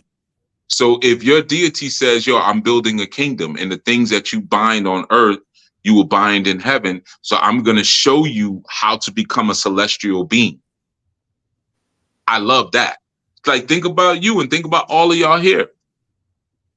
Think about when you have conversations with certain old friends and family members. They can be exhausting if they're just not on the frequency. You just, what they want to talk about, where you're just like, oh God. Right? But when you talk to someone who's on the frequency and it energizes you, it's like you love being around them. That's what you love. Well, how did they get that way? Well, we were all following the same law, and we started being that way. It's just like to this day, we could go back years. Brothers who I was in certain martial arts schools with, and I'm talking about like 25, 30 years ago. When we bump into each other, we might be at a turn where we just like, yo, we see each other in years. There's an excitement, not just because we haven't seen each other in years, but because we know we think alike. We could look at each other and be like, man, you got big. Like we still like, you ain't supposed to be big. Yeah, I know, neither you. All right, we need to get on it. You know what I'm saying? Because martial artists, if you're truly a black belt, you can't be walking around gaining no 50, 75 pounds. You don't do that. That's against the code. We all know that, right? So there's an excitement because we follow the same codes. We follow the same laws. As soon as we see them, we're going to start talking about fighting. Yo, you seen the fight?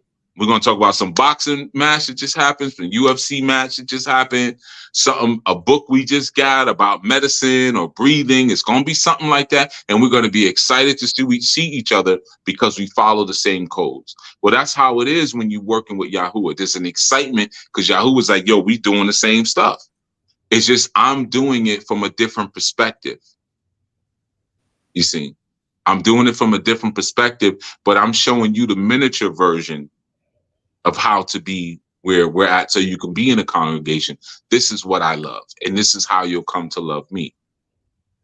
You see, this is why you have young people you may have went to school with. You run into them, you feel like, yo, that's my bro right there. You ain't seen that dude in 10 years. But y'all came through the same laws together, the same codes together. So there's a love there. That's how you make the bind.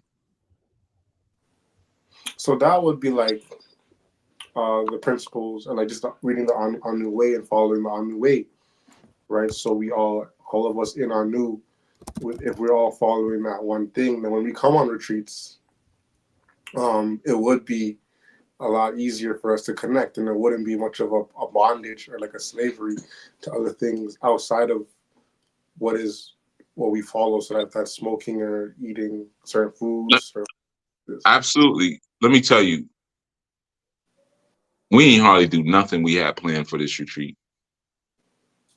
We didn't know. We had a list, we had a schedule, and I even didn't give the sisters the activities to like the day of the retreat. Like building up to normally like a month before, I got my stuff written out. Yeah, I'm gonna do this, do that, do that. This one, it was like every time I would sit down to do it, it'd just be like, I'm gonna go do some dips. That's it. I'll be sitting there writing, and I'll be like, work these tries. Do some dips. Then I come back, sit down, and do it. Be like, well, I do deserve a treat now. I did work out, so I'll make me a peanut butter and honey sandwich. Now I eat the peanut butter and honey sandwich, and I'm falling asleep. Oh God, I can't keep going. Oh God, oh, sugar, my blood sugar. Oh, my sugars. So now I have a sugar crash. I'm gonna do it tomorrow. Because I'll be fresh tomorrow. You know what? It's late now. I'm gonna watch some cartoons.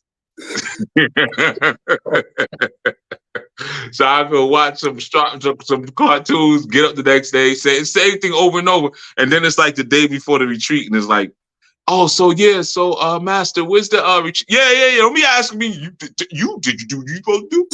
Right. And then I realized as we was getting closer, it ain't about a whole bunch of activities this time. This year, it ain't about all that. Because the activities, I always create really good activities because I want people to feel like it was worth their attendance. That's the wrong thing to be thinking, but I'm telling you what I be thinking. I got to give them something that they can leave with and really feel like that was good. That, that was this, that was that. That changed me. That helped me. I'm glad I showed up. And it just was not coming this year. And then when we got there, I'm like, I think when I got there, I was like, did everybody go to the festival? And the sisters was like, nah, some people said they didn't want to go. They'll go late. I'm like, what? They don't want to go kick it in New York? They want to just sit up at the campsite?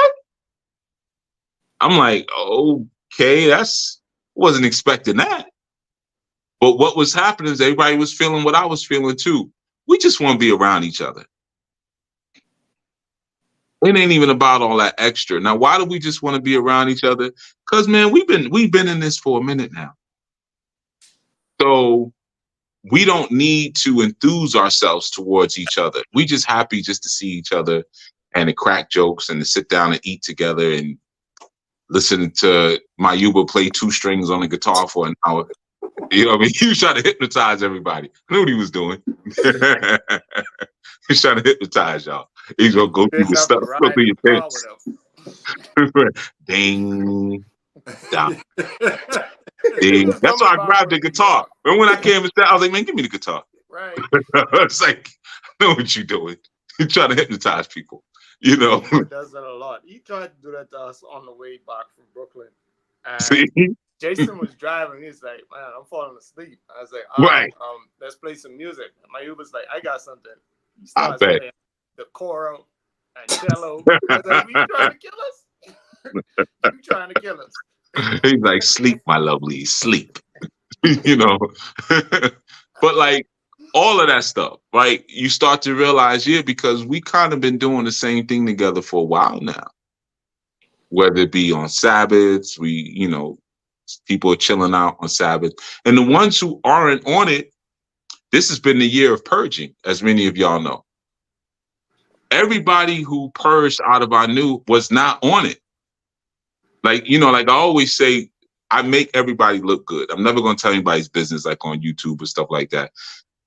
But behind the scenes, sometimes it be some real tussling, some wrestling and tussling happening with people and their demons. And they don't always win. A lot of times those demons be tearing them up. So a lot of it was just everybody's kind of on the same vibe right now. Everybody's on the peace vibe. Cats are just staying up all night talking. Nobody wanted to really go to sleep. And it was hot. And it rained. Nobody really cared. It's like, all right, we'll just grab the stuff. It's raining. So that's a part of the congealing that has to happen. That's something some of you might remember, maybe 1 or 2 of you might remember years ago when we were in might have been a Sabbath meeting or study group, but people were talking about when we gonna get land and live, when we gonna get some land and we need to live with each other on land. And I was saying back then, no, you don't. You need to get on the same page first. And that takes a while. You need to see who's really here, who really ain't here. Because you're going to get on land, it's going to be like Lord of the Flies, and y'all going to divide the land in half and be shooting, you're going to make your own bow and arrows out of the branches and stuff. Be trying to kill each other in the middle of the night. You know what I'm saying?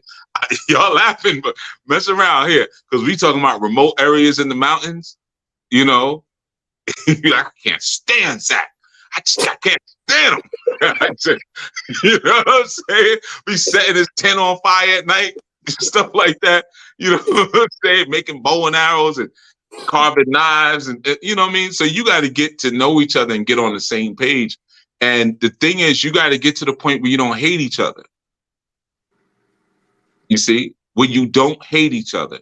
That takes time to not hate each other, because you were born and bred as hybrids to hate each other. I promise you that. You were bred to hate you were bred to disrespect each other. That's what you were bred for. You were bred that as soon as there's a disagreement to say, man, get your black ass. That's right. It sounds familiar, right? You see, that's what you was. To this day, my younger brother, to this day, I'm just gonna say what he said. Whenever he gets annoyed with me, he says the same thing every time. You stupid light-skinned jerk. He's been saying that since we was like little children. Stupid light-skinned jerk. Get off my bike. We're grown now. We're children. He still says it. Whenever I say something, I'm like, stupid light-skinned jerk. Right? It's just like second nature. You see, and I'm not even as light as I used to be when I was younger. It doesn't matter. It's just stupid light-skinned jerk, right? So we were born and bred for that. You know how long it takes for y'all to look at me and not call me a stupid light-skinned jerk? You see? So that's a part of, it's a process of coming together when everyone is following the same code, getting on code, and you're barely there. Where's the Anu uniforms that you want to wear proud? We know El Karar wants to. He military. You know, he'd be shining it, spit shining his shoes. You know what I mean? We know how he be thinking. But you know, the rest of us, right? So that takes a good time, because you got so many chips that you need to deactivate, especially with those of you who come in from the world of consciousness and you think you don't have a chip. Think about the subtle things that we do to each other, that we say to each other, that sometimes y'all don't even pick up on. Sometimes it's real subtle, you know.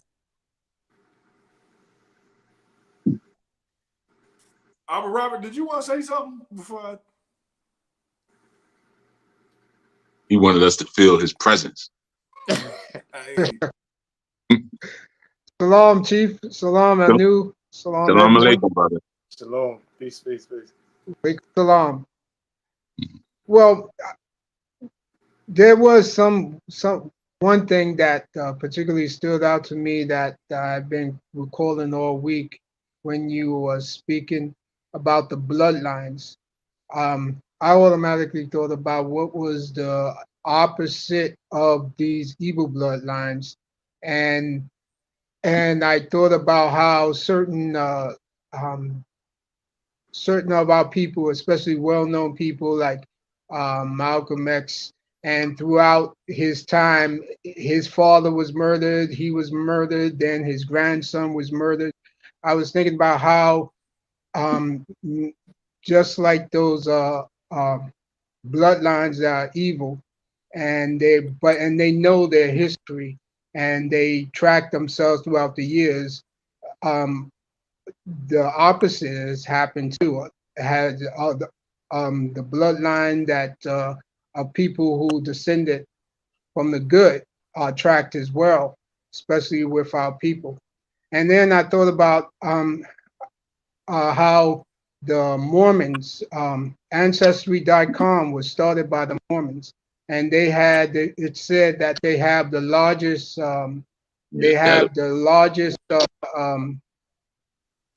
assortment of genealogy of people in the United States than any other organization. And also with people like Henrietta Lacks, the woman who's live forever. Live forever. And it says that to this day, her family is tracked. You know, every time they go to see a doctor, that's noted. So those are some of the things that stood out stood out to me about what you spoke about, and that and a lot of times too, I think maybe, you know, we don't even realize it, but a lot of times our families, certain reoccurrence that happens throughout the years, generation to generation, it's all a part of this bloodline that we belong to. Right. I know you probably know of, you heard of the Limber Yeah, the people lumber of tribe. Yeah. yes, and Mhm. that they hid their religion from the other Africans because they knew they Right. were going to be Looking for Hebrew. ostracized for it. Right. They were So looking for Hebrews. yeah, I just wanted to put and make note of some of the things I was thinking about. I heard you speak about. Right. Yeah, I mean, I think it's again, it's the framing of language sometimes. Sometimes we see certain things and we're sort of taught to believe that it's a one-off. It's almost like when you see police brutality, you know, it's not spoken in a way of like, this is an epidemic that's been going on for a long time. It's happening right now. Somebody's getting harassed by police right now, right? You know, you have different situations like that where it's kind of spoken to like if it's a one-off, and it's the same thing with like Henrietta Lacks. So the whole science of that is for you to believe that it's just something special about her. You see, so you would never even try to find out, you know, well, maybe I have that too.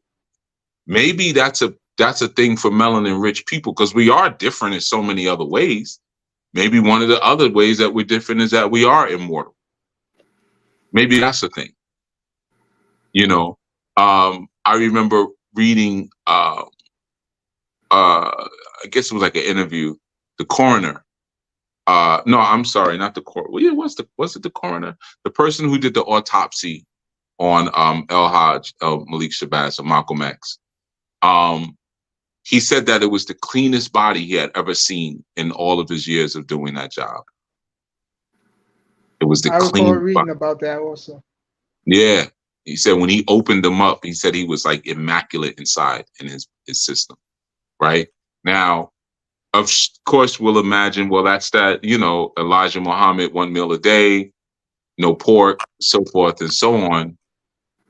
But also, maybe if we all are functioning as we're supposed to, we also will be clean on the inside more than other people. Maybe there's less mold and less rust inside of our bodies than other people, right? So I think sometimes it's a little tricky. So even when we talk about tracing bloodlines, and we look at the bloodlines of the 13 families, which are nothing special. I mean, to be able to trace your bloodline to a Nephilim, that's nothing to be proud of. That is nothing to be proud of. It's almost like Spider-Man. You ain't even like Tony Stark's. Tony Stark is smart, so he figured out how to meld himself with machine. He is the ultimate European man. He's like he fulfilled the dream. Yeah. You know, they all want to be cyborgs. Spider-Man just got bitten by a spider. He wasn't even doing nothing special. Just got bit by a spider. You ain't special. Now you a hybrid. Yeah, Spider-Man, half animal, half man. But you ain't do nothing. You ain't the Black Panther. You didn't have to fight for it. You see? So even in those things, you start to, there's so much science that you kind of even shared in little things like that. When we look at the genealogy of the sacred bloodline, it's the bloodline of Yahushua. You know, now we have someone who says it from that bloodline. Emperor Haile Selassie says, this is my bloodline. But we don't, we don't listen to it. We want to read about the reptilians before we even prove what he's saying. And then we find the oldest human remains and stuff in the region where he's from, but so what? You know, because we we don't want to dare see that we may be connected with more of these things than we might realize. You know, and you think about something as simple as this. In ancient times, rulers had to rule. And in order to rule, you needed wisdom. Right? It's Friday night, and we've been on this line for 2 hours gaining wisdom. See, now, you may not think that's a big deal, because you may not realize what that really means. You see, people who are seeking for wisdom and applying wisdom, I've always have since I was a little boy, I recognize that those are the lost kings and queens, because other people don't want to do that. They're not interested. Why? Because they're subjects. Remember, the rulers are the high thoughts, your elevated thought, your elevated mentality, and the audience are your lower thoughts. So if the average cat is like a consumer, for instance, like I don't like going to clubs, never did like going to clubs, because it's all just for consumers. You got a DJ manipulating you, and then there's lights blinking, you know what I'm saying? And I can't really see how she looks. You know what I'm saying? Till we get outside, because that red light make everybody look gorgeous. Till we get outside, oh, you tricked me, you rapscallion, you. Come on, all right, let's just come on. We here now, Wait a That's minute. what's going to end up happening. We all been Is there, that an Adam's apple? right? Exactly. Post-op or pre-op? Post-op. All right, come on. I'm playing. I'm playing. But yeah, man. So you realize that's an environment for consumers, right? I've never been a big consumer like that. I'm a producer. Kings and queens produce. Subjects consume. So sometimes there's certain things that are correlated to the very activities that we have today that we don't realize are starting to give us clues, because we're pointed to one or two. Like we're pointing to Henrietta Lacks. Well, her cells live forever. Okay. Why? We're still trying to figure it out. You know. The same way you knew they lived together forever, you knew why they live forever. Don't lie. Freaking lie it. Whenever something points to my origins and the greatness and the divinity of my origins, now it gets murky. Well, when it comes to Jesus, his color's not important. It's not important what color Jesus was. What's important is that if you believe in him and you'll be saved and everlasting life. It's not important. So why you keep showing me the same one? Yes. Why you keep showing me Jared Leto? They're all Jared Leto. You see what I'm saying? But his color's not important. It gets murky. Well, who are these other people who were on the earth that Cain was afraid of? Well, there's things that are revealed when we get to a certain point, but right now when we're on the planet Earth, it's about building the kingdom of God, because that's all he wants is for us to worship him. Come on, man. Who are them people?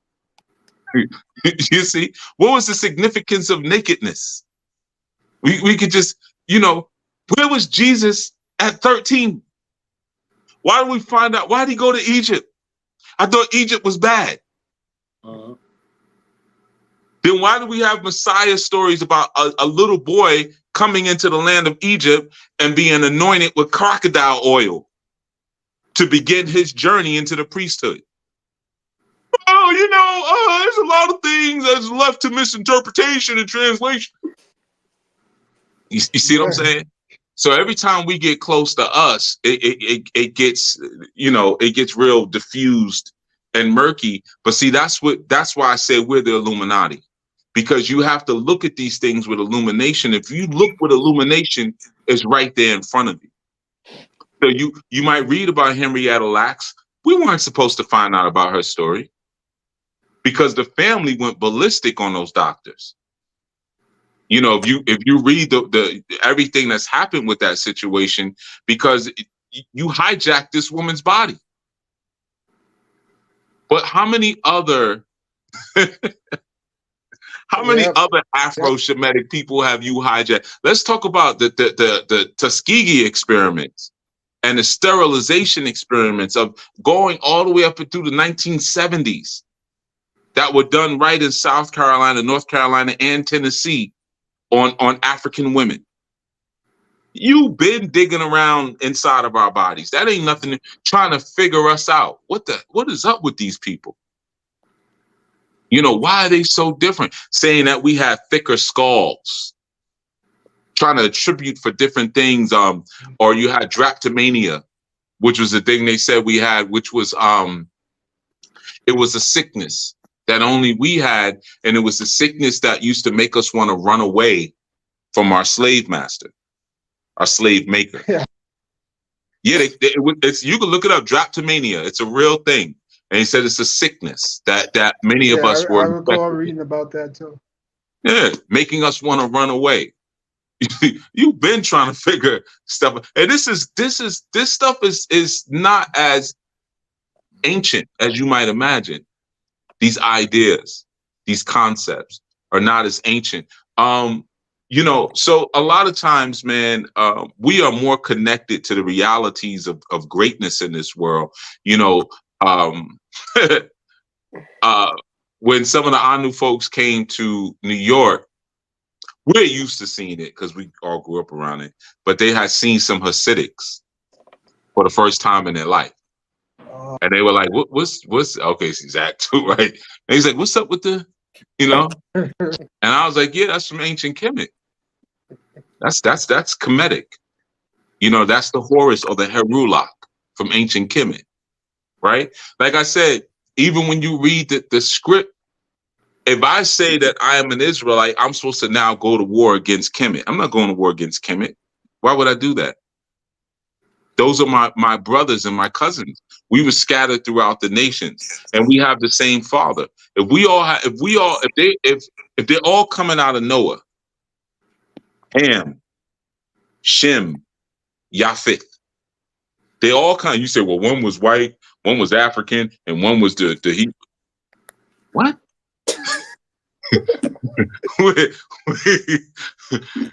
Same mama, same daddy. Same mama, same daddy. But you know what I'm saying? Like my brother, yeah, he called me stupid light-skinned jerk, but he know, like, I just came out a little bit lighter, but I am not another race. Come on, man. Stop. Freaking stop, will you? So even when we start getting closer to some information, we still mess it up. Japheth means beautiful. It's where you get the name Yahweh. It means beautiful. You see, or it could mean nice. So then someone said, well, yeah, because we was calling the white man beautiful. No, Yahweh wasn't. They were all the same color.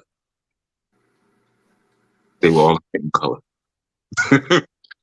You know what I'm saying? So that's the thing, man. Sometimes it's the framing of the words that we start to mess up, and we distance ourselves from our power in that way because we don't know our history, we don't know our truth. You know, and then when we start getting close to it, there's already a serpent hanging from the tree. Like, yeah, I knew you'd make your way over here at some point. You know, I already got a story for you. I already got it waiting for you. You see?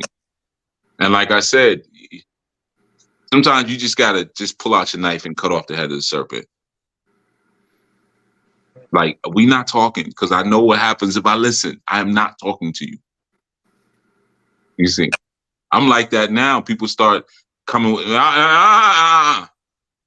you want to hear about? Nope. Nope. Because I know if I listen, y'all gonna see me next strong with a freaking bicycle helmet on and a white shirt and some black pants and a Latter-day Saint shirt, and I'm be riding around talking about Joseph White with the motorcycle with the little bicycle helmet. And, you know what I'm saying? I'm messing around being a Latter-day Saint. If I sit there, I know, nope, I ain't listening. Nope.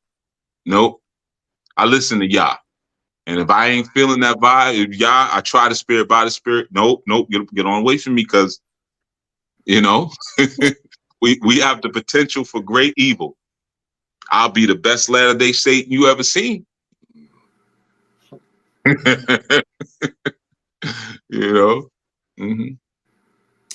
doesn't that speak though back to the journey? Because when I become weak to win the weak, like so. And I remember, and I'm only saying that because of in the it was either letting go or forgiveness. It was one of the. He was like, I'm very loyal, and I was committed to being a Christian at the time. Yeah. And then once I got through that, then I was like, that journey wasn't necessarily for you, but more so when you came out of it in order to start to speak to it, especially for others that may have been in that certain environment. Yeah, that's probably just me doing a podcast and putting it in a very sterile way. Sometimes I just, I be lying a little bit. Especially back then. I remember when I did. That's an old segment. I had a lot of people out of the church like, I said, tune into your podcast. So I had to put things a certain way and whatnot. Nobody's supposed to be no freaking Christian. It's not healthy to anybody. I'm thankful for being inside of that space because I learned study skills. I met brothers and sisters in that space. No. See, I be lying. Trying to make stuff look better. See how quick I was? Trying to make it look, trying to be nice. Because as soon as I started talking, I started thinking about, because we broadcast on Facebook at the same time. A lot of my old church musician friends is in Facebook. And I'm like, let me just keep it a buck. One dude, Minister Gibbs. He might be watching this, right? And I keep saying at some point I'm gonna do a segment with him, so y'all can hear when he and I get there. Whenever he and I, we still close friends to this day. We be having 3, 4 hour, 5 hour epic bills. He was the one who pulled me to the side. And when he first heard me speak, and everybody was like, oh my God, I didn't know, because I was always so quiet and so insecure because I didn't grow up in that environment. So I was like, I don't know this world like that. I'm sitting up on the pulpit playing instruments, and I got a pistol in my instrument case because I was still Big U. You know what I'm saying? And I didn't know you couldn't bring that into the church. I didn't know back then. I talk about those things now. That was a long time ago, but I was still very much Big U, right? But he was the one, his whole family was full of a bunch of Big U's. So I knew his family in the streets, and they were some of them, they were scary for real. But he was completely different from that. He was pretty boy, basically. You know what I'm saying? So he's like, yo, he was the first one to pull me aside. Was he said, do you have a Hebrew Greek dictionary? And I was like, what's that? Hebrew Greek? Why would I need that? And he was like, you got to get a Hebrew. He made a list. He was like, do you have a Vines Concordance? What's that? He was the first one to put me on. And then every Tuesday, I think it was, or Thursday, I would go to his house and we would have study together, right? And he stayed with his family, but he was up in the attic, and it was so hot up in there. I'd be struggling to stay awake because it was no ventilation up there. But we get together every day, and we be going through it, through it, study. That never changed to this day. Whenever we speak, that's what we do. He'll be like, yeah, my brother, I caught some of your stuff on Spotify. Good. It was good stuff.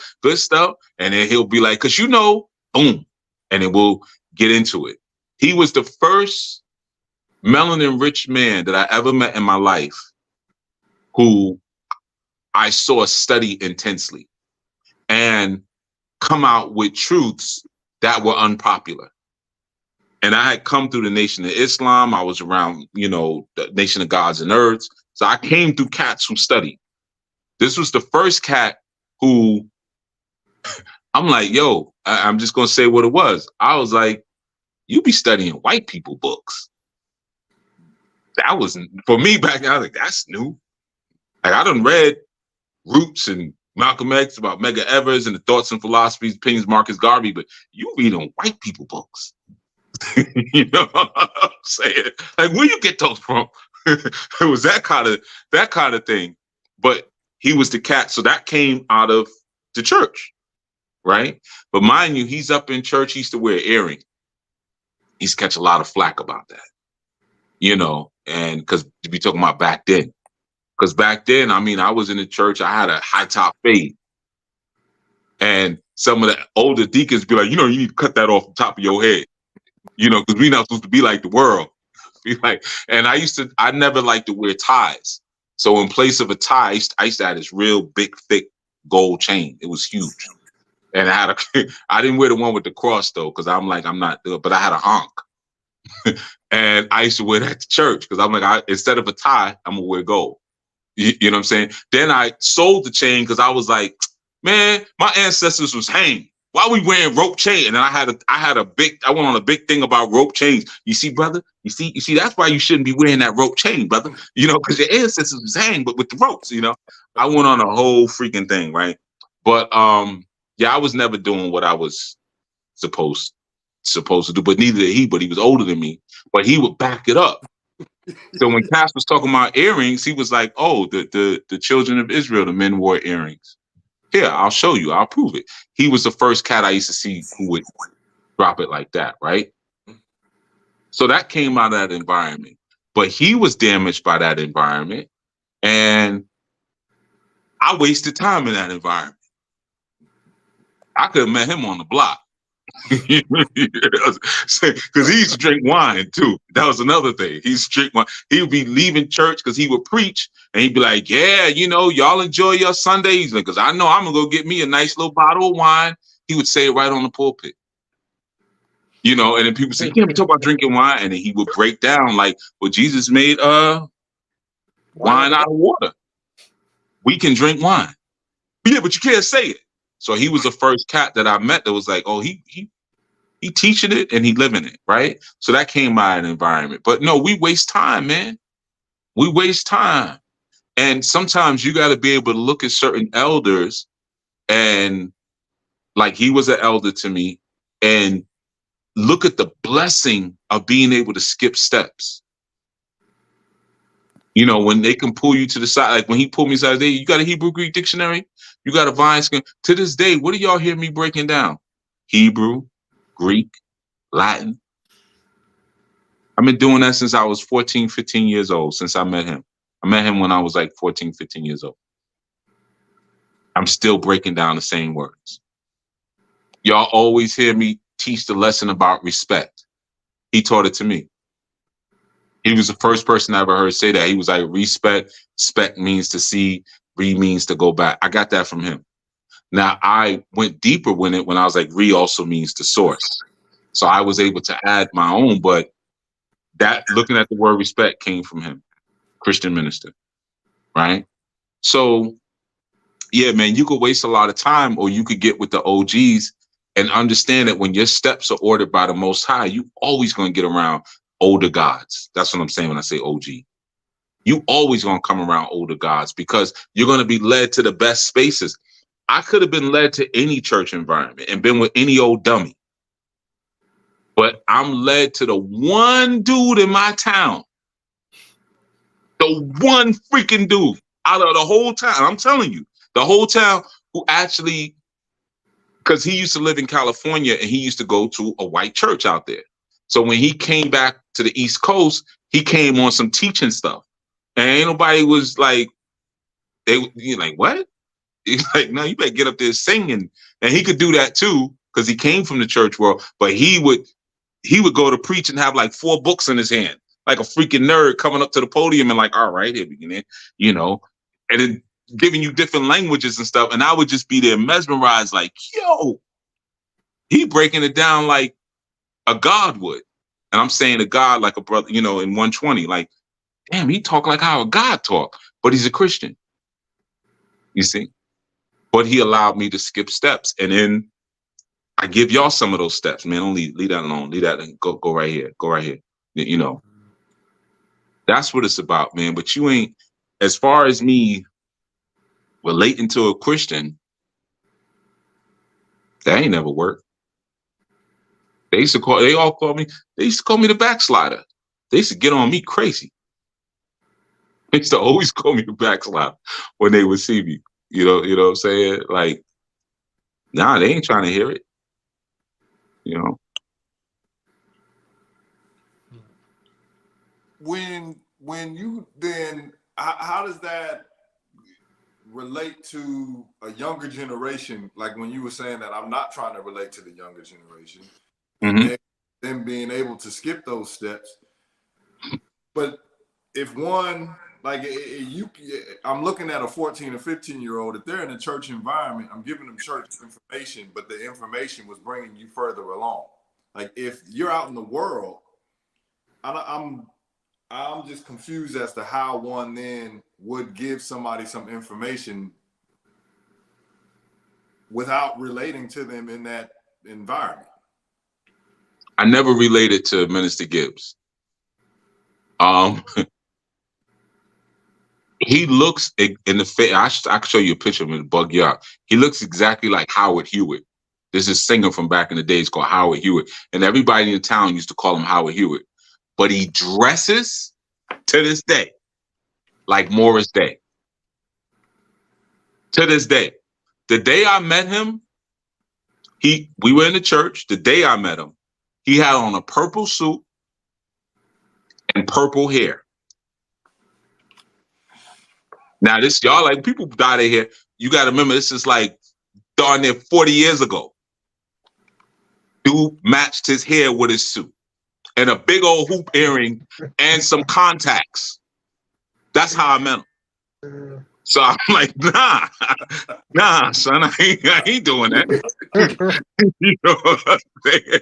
Hell no, like, you be kicking some dollars, but them shoes, my man. Them shoes, my man. Yeah, you got on some goddamn powder peach shoes with a purple suit. Talking about I'm gonna go get me a bottle of wine after church. Nah, I'm not related to you. You know, but the God in me saw that he was dripping God sauce when he would speak, like when he would, you know, and he was thirsty for a student. I never said this to him. He might be watching it. I never said that to him because there would be times we run into each other around the town. Like I'm running into the corner store real quick, and he coming out the corner store, and we'd end up on the corner talking for like 3 hours, which was really me sitting there listening to him preaching to me. You know what I'm saying? And I remember times it'd be like cold. You know what I'm saying? I'm like, yo, I just ran in, whoop the boo. You know what I'm saying? You get a quart of water, and now I'm on the corner, like, you know, freezing. But I would always give him that time because I'm like, he's been wanting someone to give this to for so long. And I understand everything he's saying. And he's been waiting for someone to come along who understands everything he's talking about. So even when we talk now, it'd be 4 or 5 hours. And I don't need to have no 4 or 5, but I give that to him to this day. Sometimes it'd be stuff he talked about back then. And be like, I hear it again. You know? So it wasn't that we related because he's an older, I mean, he's got me by about maybe 15 years, I think, somewhere around there. It was that we were on the same journey, two weirdos on the same path. That's what it was. You see? So even if I run into a 14 or a 13 or 12-year-old person, whatever, what path are we on? If I can relate to, we trying to make it, we trying to figure it out. But here's the more important thing I relate. I give. Father. That's what I give. You see, so when you're like, I understand what age I am. I'm very clear on my age. So like when I talk to him, I give him little brother. You see, to this day, I'm little brother to him. And I'm almost disciple because my studies have now surpassed what he gave me. But there's times where he'll be like, yeah, brother, I like what you're talking about. And he'll be asking me questions. And some of the things that I'm saying are diametrically opposed to his religion. But because of the way he is, he'll be like, okay, interesting. Okay, so what about this? And then how do they look at this? Okay. All right. That's how we be going. It's respect and it's love, because the point that we convergent on is we're two scholars. That's our point of convergence. So, it's not about relating to a culture, because 9 times out of 10, the culture you're trying to relate to is stupid. You know what I'm saying? I'm not going to see a young boy on the street or whatever and be like, man, you don't know how to shoot that gun. Let me show you how to shoot somebody. You know what I'm saying? You got to hold it to the side like we did back in the 90s. Come on, man. I don't have to do that. You know what I'm saying? But you might find a cat who, this time, sometimes I'm out and I'll hear young cats really trying to, like, they be trying to build. I remember a conversation my son was having with his friend. They were probably about 14, 15 around that time. And they were downstairs. I was ear hustling. And they were loud, because that's how they get. And they were going back and forth. My son was saying that we shouldn't deal with European, like, girls, basically. Like, leave them be, whatever, save your seed to blend with your own. And his friend was saying, if we dealt with Euro girls, we would sex them out of look at that. Guilty in charge. So his friend was like, if we sex them, we would sex them out of existence. So that was his standpoint, right? So they both were like, we need to get them up out of here. So my son's thing was like, don't sustain them anymore and let them go off. And his friend was like, no, mess with them and turn them all brown. Mm-hmm. Right? But they going at it. You know what I'm saying? And like, nah, bro, nah, look at it. You know what I'm saying? And I'm upstairs like, like these, they do this all the time. So when I come, and I already knew, like, and I had to leave. I had to get in my car, and I'm like, damn, like, which way should I go? I should just, like, go jingling my keys. Because I knew it was going to be like, blah, blah, blah, blah. I knew they were going to do that. I knew it. Sure enough, as soon as I come down the step, steps are creaking. As soon as I get down there, Baba, Baba, Baba, Baba, Baba. Okay, good. All right, now Baba's here. All right, good. They doing all of that, right? And so now I'm in the middle of this, and we're all building, but I'm like, well, you both have a point, but I liked what I related to was the adamancy of the point. And the intelligence behind the point, not the way they talk or, I don't know, whatever stupid clothes they had on or whatever. None of that. I wasn't trying to sound like them or what. I don't like how none of my children talk. I don't like their accents at all, because they all grew up in the suburbs. They all talk like Carlton and Hillary. Okay, I don't relate. You know what I'm saying? Baba, is it okay? There's a party what? There's a pool party. They didn't go to the pool party. None of my friends had no damn pools. You know what I'm saying? There's a pool party over there, and I need a pair. Can I borrow a pair of your swim trunks? Swim trunk, my shorts. You know what I'm saying? Yeah, man, I don't, you know what I'm saying? But whatever. You get what you get. So the thing about it, that's what I relate on. So that's the thing. It's like, you got to understand that truth binds itself to truth, because truth fires off from the same place. So when you try to relate and not on the basis of truth, you obscure the truth. You see? So if I'm coming down the steps, everybody's amped because they know Baba lives truth. He's going to tell you what it is or what it's not. He's not going to hold back, and he lives truth. This is a house full of truth. That's why we would even have a debate like this in this house and could be yelling and all that, because this is where it goes down. This is the house where, it happens. You see? So I think you have to be in tune with your development. So for me now, I'm father. That's a lot of young cats be calling me Unc. So I'm Unc/father now. You know what I mean? So what is Unc/father supposed to provide? A lot of money loaning, first off. So a lot of it starts there. Yo, Unc. Yo, you got $5 I can hold over to, it's a lot of that, right? Then it's a lot of like somebody looking messed up or smoking a cig somewhere, leaning against a building. And I'm like, yo, what's up, youngin? Nah, I'm good. Nah, what's up, youngin? You don't never stand here. I know where you be standing. This ain't your corner that you stand. What's up? Nah, man, it's just, see, that's what Unc's supposed to do or what father's supposed to do. That's my role now. Whereas before, he's on the corner smoking a cig. I got one hand in my pocket on my knife as I'm walking by. Let this mother effer try something. I'll remix his face. He gonna think he was on his corner with Wolverine. Like that's how I used to think. You see? So now you have to know how your stance changes. And if you live your authentic stance, if you're going through your journey authentically, people will look for you because they're looking for that authenticity that's only birthed through truth. You see, it's birthed through truth. So I don't have to go into a church and look for some young person to say they're looking for me.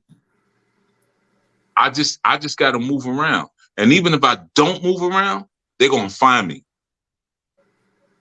I can't tell you the amount of times I had people come to my house for things. And what I mean, the Terminex guy, when I thought I had termites, we still talk to this day.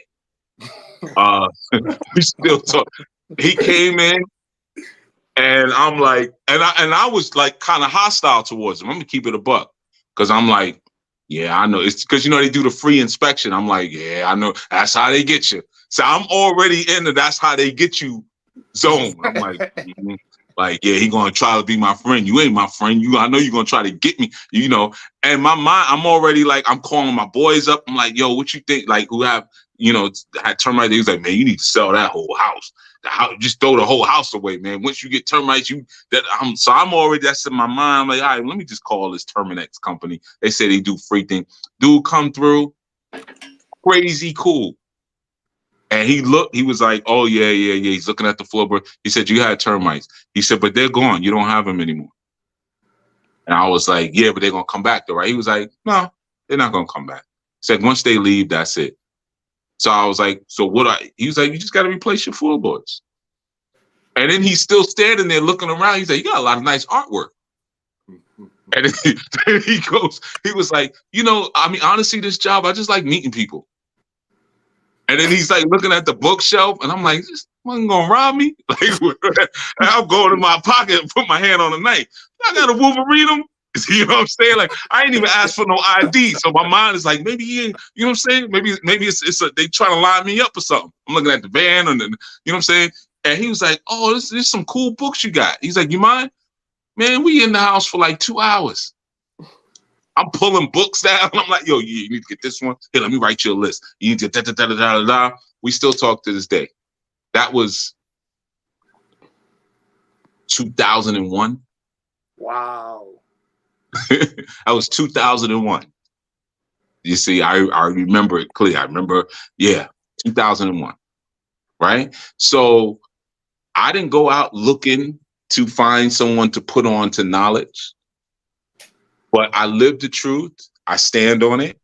And what happens is energetically, you begin to attract them in. My UPS guy had two exterminators. I'm just going through the list, man. He wants to go to Ghana. He was like, man, I always wanted to go to Ghana. His brother's from not St. Lucia. He's from Grenada. And he wanted to go to Ghana and learn and like get different African foods and fruits and then bring them to Grenada and grow over there while he's living in America. We got into a conversation with that. And well, I actually go over that way. What? You been to Africa? Yeah, I've been to Africa. Yeah. A lot. I'm like downplaying it. Like, yeah, I've been a couple times, And next thing you know, he's talking and we start talking about American women and I want to get me an African wife and, you know, so, and I'm just like, yeah, but do you see any mouse droppings? Nah, you ain't got no mice. You knew that like 30 minutes ago. There ain't no mice up in here. I thought I heard something scratching on the floor. I thought it's like, nah, it's the house is just settling. That's all. You know, so that's the thing, man. When you live the truth authentically, you become that beacon. In the spirit world, remember, you become light. The spirit world is in dark. It's all dark. That's why I tell you that a good movie for that is that movie Insidious. I love that movie because that was like one of the most accurate depictions of like what it's really like in the spirit world. It's dark. We think it's like all angels and light. No, the light is here. So when you are vibrating at a higher frequency and now you are at the light, when the Most High said, let there be light, and it saw that the light was good, he's talking about you. So now your light is there. Now all these spirits are like, oh, and they all start racing to you. You see, that's how you want to be living. And then you just have to be, when they show up, you got to be authentic. Like, don't put on a hip hop show. Like when they show up, just be what you regularly are. You know, and as men, you got to be tough enough to do it. You know, you can't crave to the, man, I tell you something I did, man, I could tell y'all now because it's a long time ago. I remember one time I busted one of my students' lip. I used to teach high school. Because I always wear traditional clothes, right? So this dude, he was always in situations too. He thought he was tough too, because he had really hurt a couple other students in fights and stuff. So he thought he was like a scrapper. So he was coming through, like I was standing in the door, you know, as everybody was coming into the class. So he's walking in the door and he like grabs my dashiki and he was like, yo, where can I get one of these? And he's like, he grabbed it and just out of reflex, I just hit him with the backhand. I was like, man, get off. But I hit him in his mouth with the backhand. Wow, like Bruce Lee did in Game of Death. So yeah, I caught him with the backhand. Because that's when I was training. So like I was like jumpy. When you spar a lot, you're jumpy all the time. Like people can't get close to you. So like I just like, wow, like I was like, yo, get off me. Yo, bust his whole joint up. I had to sneak him out the side door of the school. Like I could talk about it now, but I would have, you know, I would have been arrested. You know what I'm saying? I'm gonna keep it a buck. I was like, yo, you can go home early. And I put a hoodie on him. I was like, yo, put the hoodie on, you know what I'm saying? And I stuck him out the side door. You know what I mean? I even remember his first and last name. I remember everything, you know, and he had a bunch of messed up, like, broken teeth. His teeth looked like freaking daggers. They were all chipped up and broke. He was always getting into stuff, but I cracked him, right? Because instinctually is, nah, I do this. I don't care who I'm around. I don't care if you're a blood. He was a blood. I don't care about. This is how I dress. Yeah, and this is you're gonna get in my car and you're gonna probably hear some music from Molly or something. Yeah, this is why, and it's gonna be blast. I'm gonna have a bass up on that joint. You know what I'm saying? Like I'm listening to drill music, and it's just drums. You know, and yeah, I wear clothes like this, and I put chew sticks in my mouth, and I probably smell like patchouli when you around me. You know, I smell like some kind of oil, cedar wood or something, right? But you got to stand on that. You know, and I didn't mean to like do what, I don't know, maybe I did subconsciously, but it was just, you don't touch this. You don't put your hands on it. And you don't ridicule it, and it's just out of instinct. So when you are moving with that kind of truth, and I'm not saying like, you know, fight nobody over your hemp sandals, you know, but I'm just saying like you have to have that level of directness and that level of I'm standing on this and I'm not moving from it. That level of warrior mindset, and then everybody comes, because that's how all 6 of you came into Anu.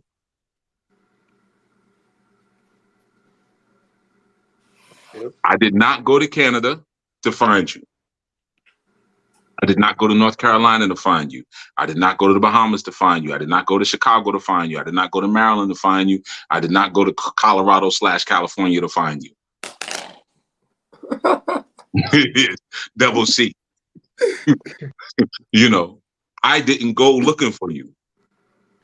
I just stood on the principles with integrity that the Creator gave me and did not waver. So you watched and you didn't come along. You watched and then you left. And then you came back and watched again. Then you left and you came back and watched again. And you did that for a long time. You did that for a long time. And what you saw every time you came back, he's still on the same thing. He's still talking about nation building. Now I went to the command today and there was 60, 70 people in that chat, sending him super chats. I went back a year later, there was 20 people there, no super chats, but he was still just same thing though. All right, I'm gonna go back. I'm gonna come back next year. Come back. He's not only is he on the same thing, but he actually remembers my screen name. What the hell? This is getting spooky. You see, because and it's gonna be that forever. When you stand on those principles and you don't waver and you don't flake, because you have something that it ages well. Yah's commandments age well. Elijah Muhammad in the 50s said, "Don't eat no pork." That aged pretty well. He said, "Eat one meal a day." Before we had what's called the warrior diet. Warrior diet is 1 meal a day. He then said, and if it's best, if you could eat every other day. Well, they call that now caloric restriction. And Dr. Sebi talked about it, intermittent fasting. Whenever you're sick, just stop eating. Elijah Muhammad, it aged well. So when you find valuable principles and you stand on them, you just stay right there. To have faith, have enough faith in those principles to stay right there, regardless of who comes, who goes. Don't try to relate to any lower vibration or lower energy. Just stand on your principles. Sometimes the room is going to be packed. Sometimes it's going to be empty. That's how it goes. Keep doing it. What you described earlier was therapy sessions. Damn, man. I got a mutant. That's the real Professor X stuff. Like I gotta hear everybody's thoughts at one time. Who got the helmet? My last thing, I'm gonna mute myself out. Is that the same for your therapy sessions? As far as, you know, sometimes when they come in, and these could be people from many different backgrounds, would it still be the same principles? When you saying therapy as far as people come to speak to me? Right. Nah, it's different. Because usually people who come to speak, and that's why I don't take as many clients anymore. Usually I tell them everything they need to know in the first session. And they don't do it. Because we live in a space where our rituals have changed. So like, for instance, when I ran at Elay, when you wanted to come and speak to me, you had to go through a process. I tell you what kind of bath to take before you came to speak to me, what to do the night before, and what to wear when you came to my Elay. Then as soon as you walk through the doors, certain things you had to do to show reverence to the space. So then by the time we sit down on the mat, you ready now because you went through a process, as opposed to, oh, I just go here, askosiris.com. Oh, just click something on the calendar and then I call, he's right there. He was right there. So he must not be valuable because he was right there. hey. And he was even like, hey, how you doing? He said, good afternoon. He didn't say something in another language. He just said, hey, how you doing? How's your day going? Good afternoon. So that can't be worth anything. Because that's not the ritual I'm used to. I'm used to rituals like Christmas and Thanksgiving where we got songs and lights and, you know, stuff like that. Now that I believe in. That's powerful stuff. But not this. This ritual I don't recognize. So I don't put any value on it. Like even now, because people are getting this through YouTube and Facebook, it's like they don't even know what it is. What are they talking about? Let me see. Okay, I was gonna go back to the point where you said like Look at this. that back itching. Look at him. You got another He one, start John? punching himself in the side like. I was thinking in terms of what you had said about the light and how it has to be true. And I started, and those spirits will scramble to you. I was thinking, like, I visualized an oasis in the desert, and a lot of people try to perpetrate being an oasis, and sometimes, like, young people would be rushing towards what they think is an oasis, but it's really a mirage, and that turns them off. Just thinking about someone trying to relate to them, like, you're a mirage, and even if you do draw me closer to you, the closer I get to you, the more I realize you're not what you said you were when I was far off. So I don't just hate you, I hate what you claim to represent. Mm-hmm. But some people, they'll eat the sand, and they will tell themselves that it was what I said it was.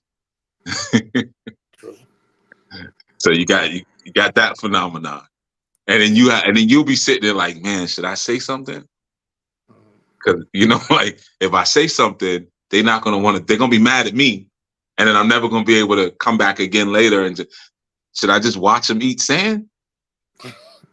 Yeah, I might have to watch. I might just have to watch them sit there and eat the sand. Yeah, I think that reminds me of like someone I was like used to go to school with. He was like, you should come to my church. Like, my pastor's like really relatable. He's always talking about that Hebrew stuff you be talking about. And I was like, nah, I'm all right. And he was telling me about how he relates with them and everything like that. And I was just like, so you don't see that that's kind of weird? Like, he wants to wear the same clothes that you're wearing? Because I was just thinking about like what Chief said. Chief always tells me, like, nothing I be doing, or none that are my age be doing. So to me, when a grown man is saying, I like what you're doing, I want to do what you're doing, I'm just like, off rip, I'm like, yeah, I'm good on that.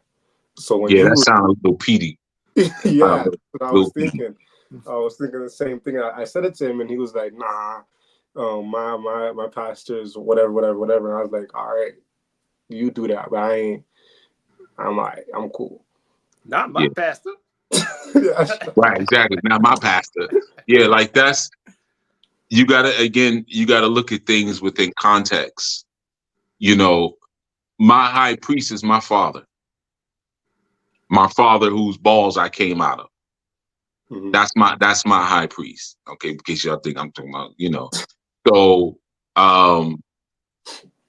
anybody I meet who's deep or not deep or whatever, like, I don't need you at the end of the day, because I got my father.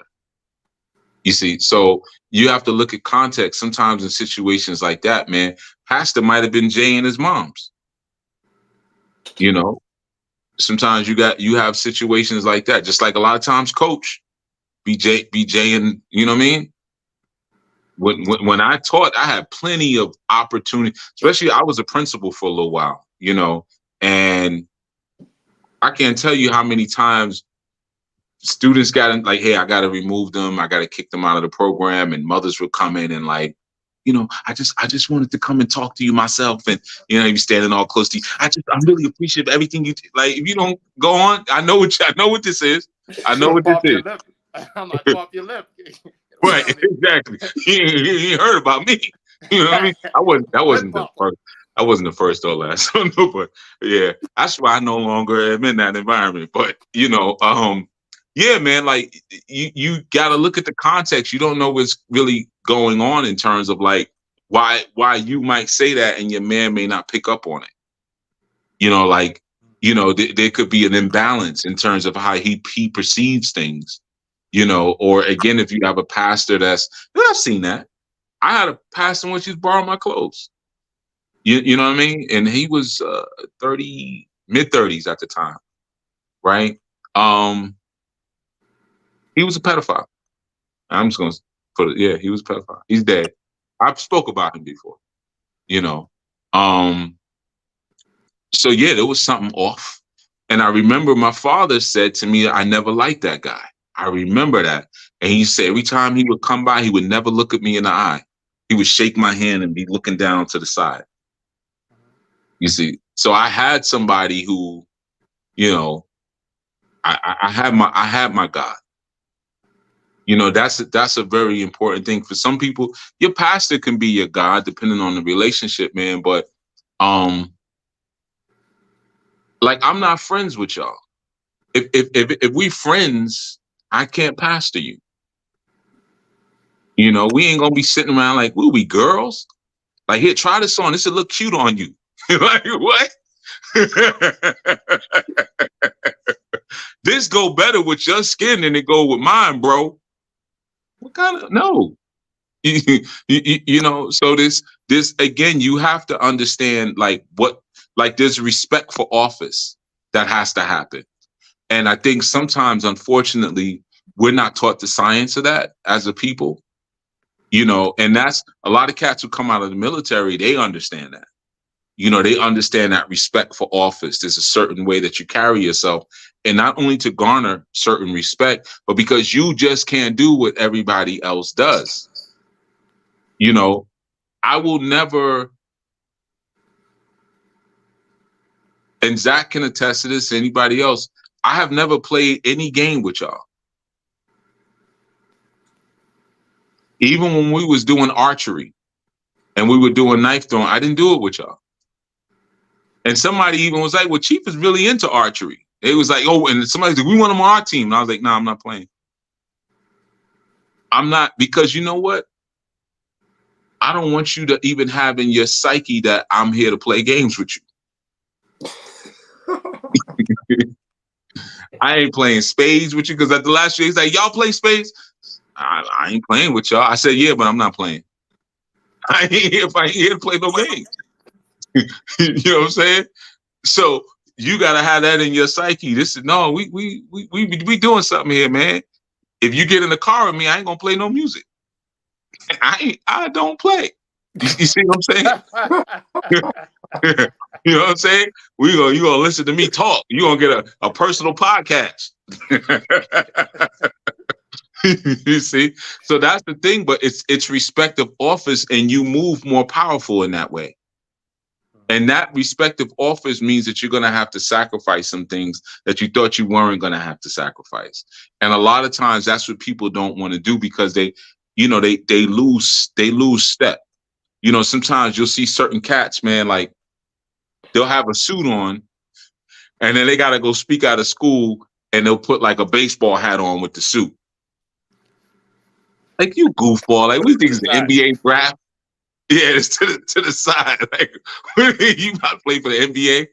You know what I'm saying? Take that stupid hat off and just wear your suit like a grown ass man, and your clickety clockety shoes, clicking clocking all over the goddamn school floor with it. You know what I mean? What's up, kids? You know, like you the Fresh Prince. You know what I'm saying?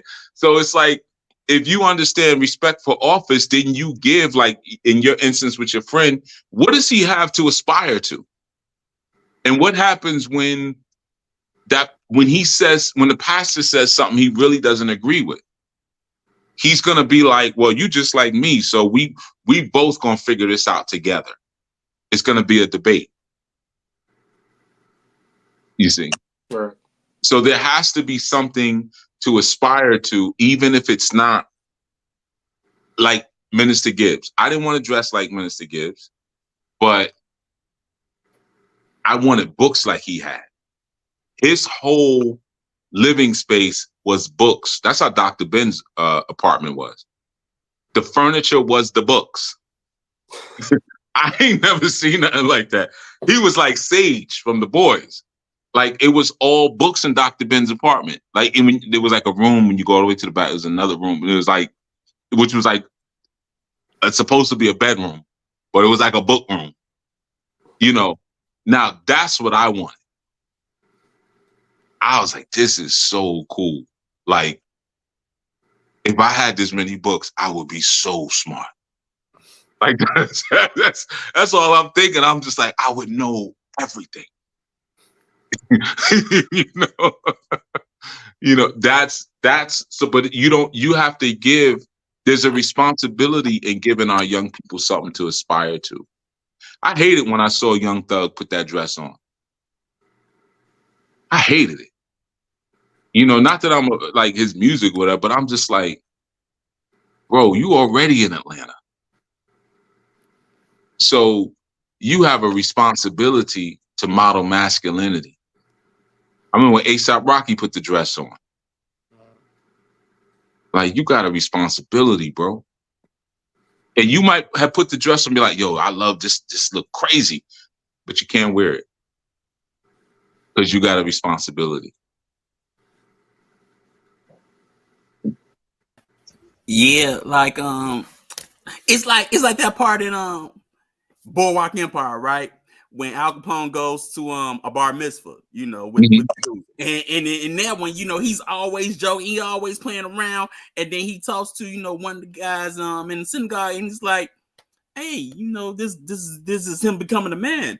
He was like, oh, okay. It was like, yeah, you wear the cap of a boy. He had the old school, and he was like, yeah, but you're a man. Then all of a sudden, it gives him something to aspire to, because all of a sudden he changes his suits, and he starts talking like an honorable man of this thing, and I can sure enough feel the aspirations, because I remember going in, I would go in people's houses. I did, like, the professor was asking me, hey, you want to go to this person's house? They, these old people, they don't got no kids. They need somebody to clean. And I would just go in their house and they'd be like, they got all these things on, stuff, of rich stuff and books. And I'm like, I want books like this too. Like I would go to these, professors' houses and they got all these dang on books. And I'm like, I'm just like kidding. So I'm like, where, and things like that, But yeah, you got to give people something to aspire to, so they can give something to look forward to. You know what I'm talking about? I mean, it's of course, you can't be having, your hair all to the side, like, yeah, I still got it. You got to be like, nah, I'm willing to, get into that next level, because I can't stay, at the level that, that you're going to come up in.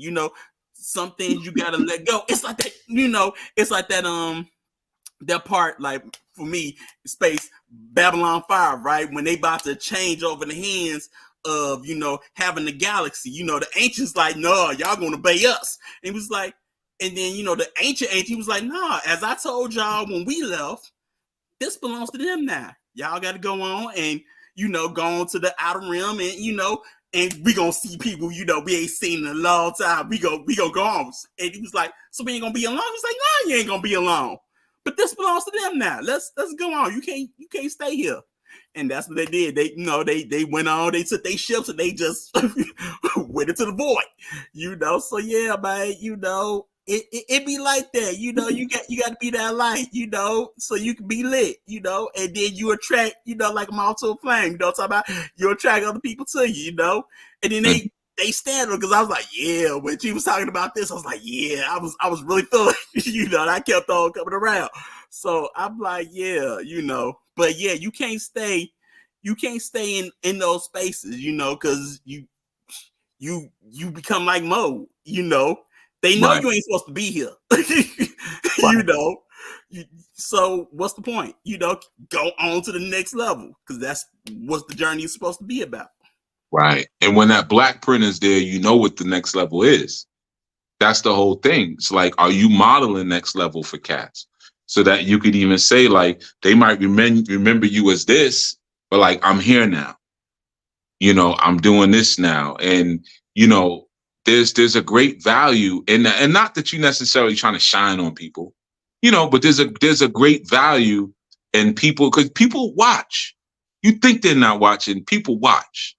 And I mean, think about people who just lurk online. You know what I mean? You don't even know they're watching your exes or whoever, but they're watching you. You know what I'm saying? And they looking at your glow up. They looking at different things. I had an old neighbor message me. Was it Last Strong? Yeah, old neighbor. And was like, I saw you on IG glowing and doing your thing and living your best life. I'm like, what? I don't even know the name of your IG account. Like, I didn't even know you were on Instagram. Like, how did you even find me? Like, you've been watching, So that's the thing, man. When you realize, like, yeah, man, people are watching and we living in a world of confusion. Like the scriptures say, the course is completely off.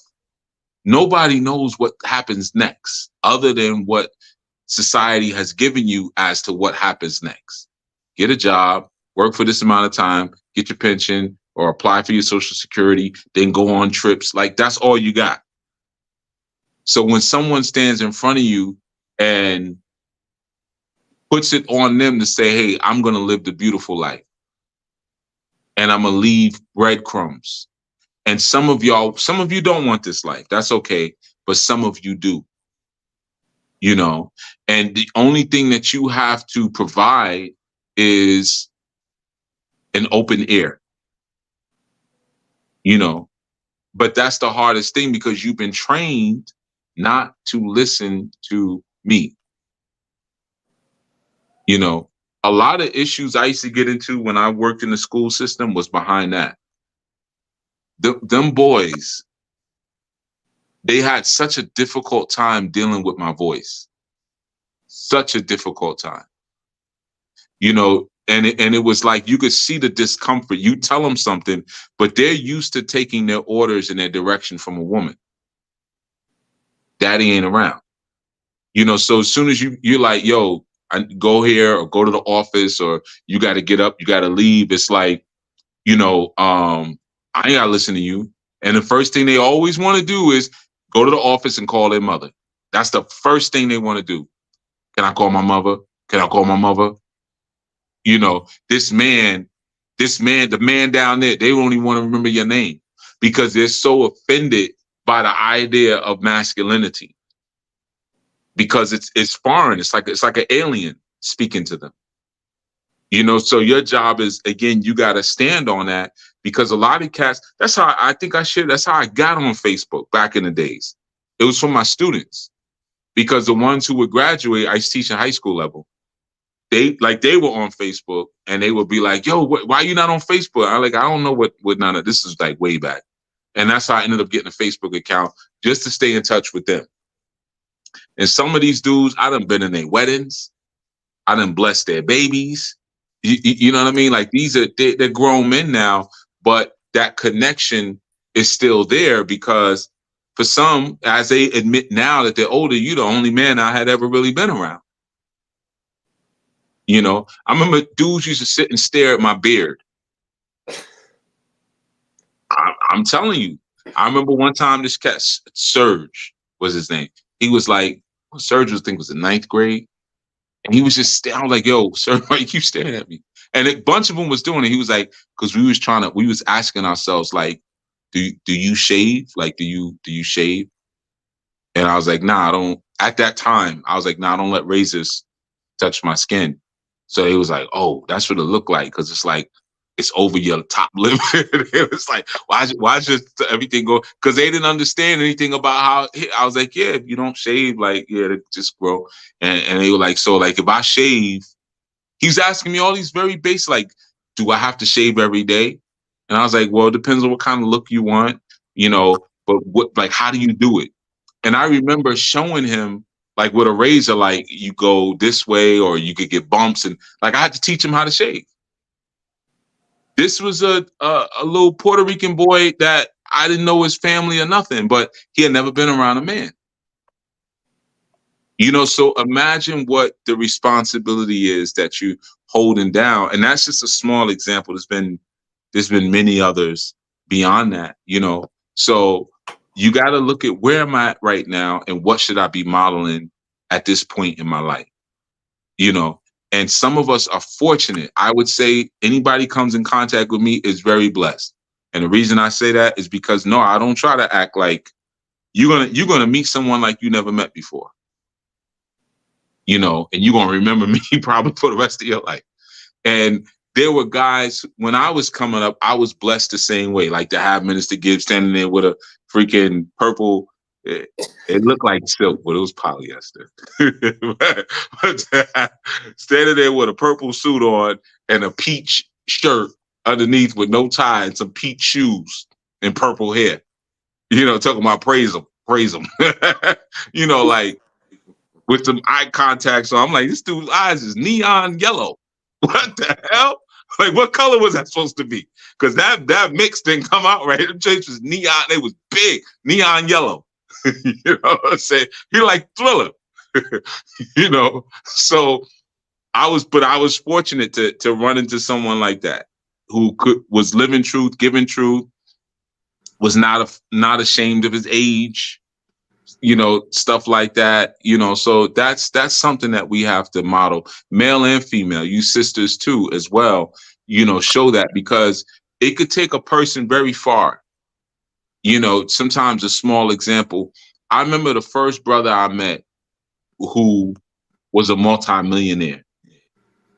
You know, that changed. There would be no Chief Yuya if I never met him. I could tell you that.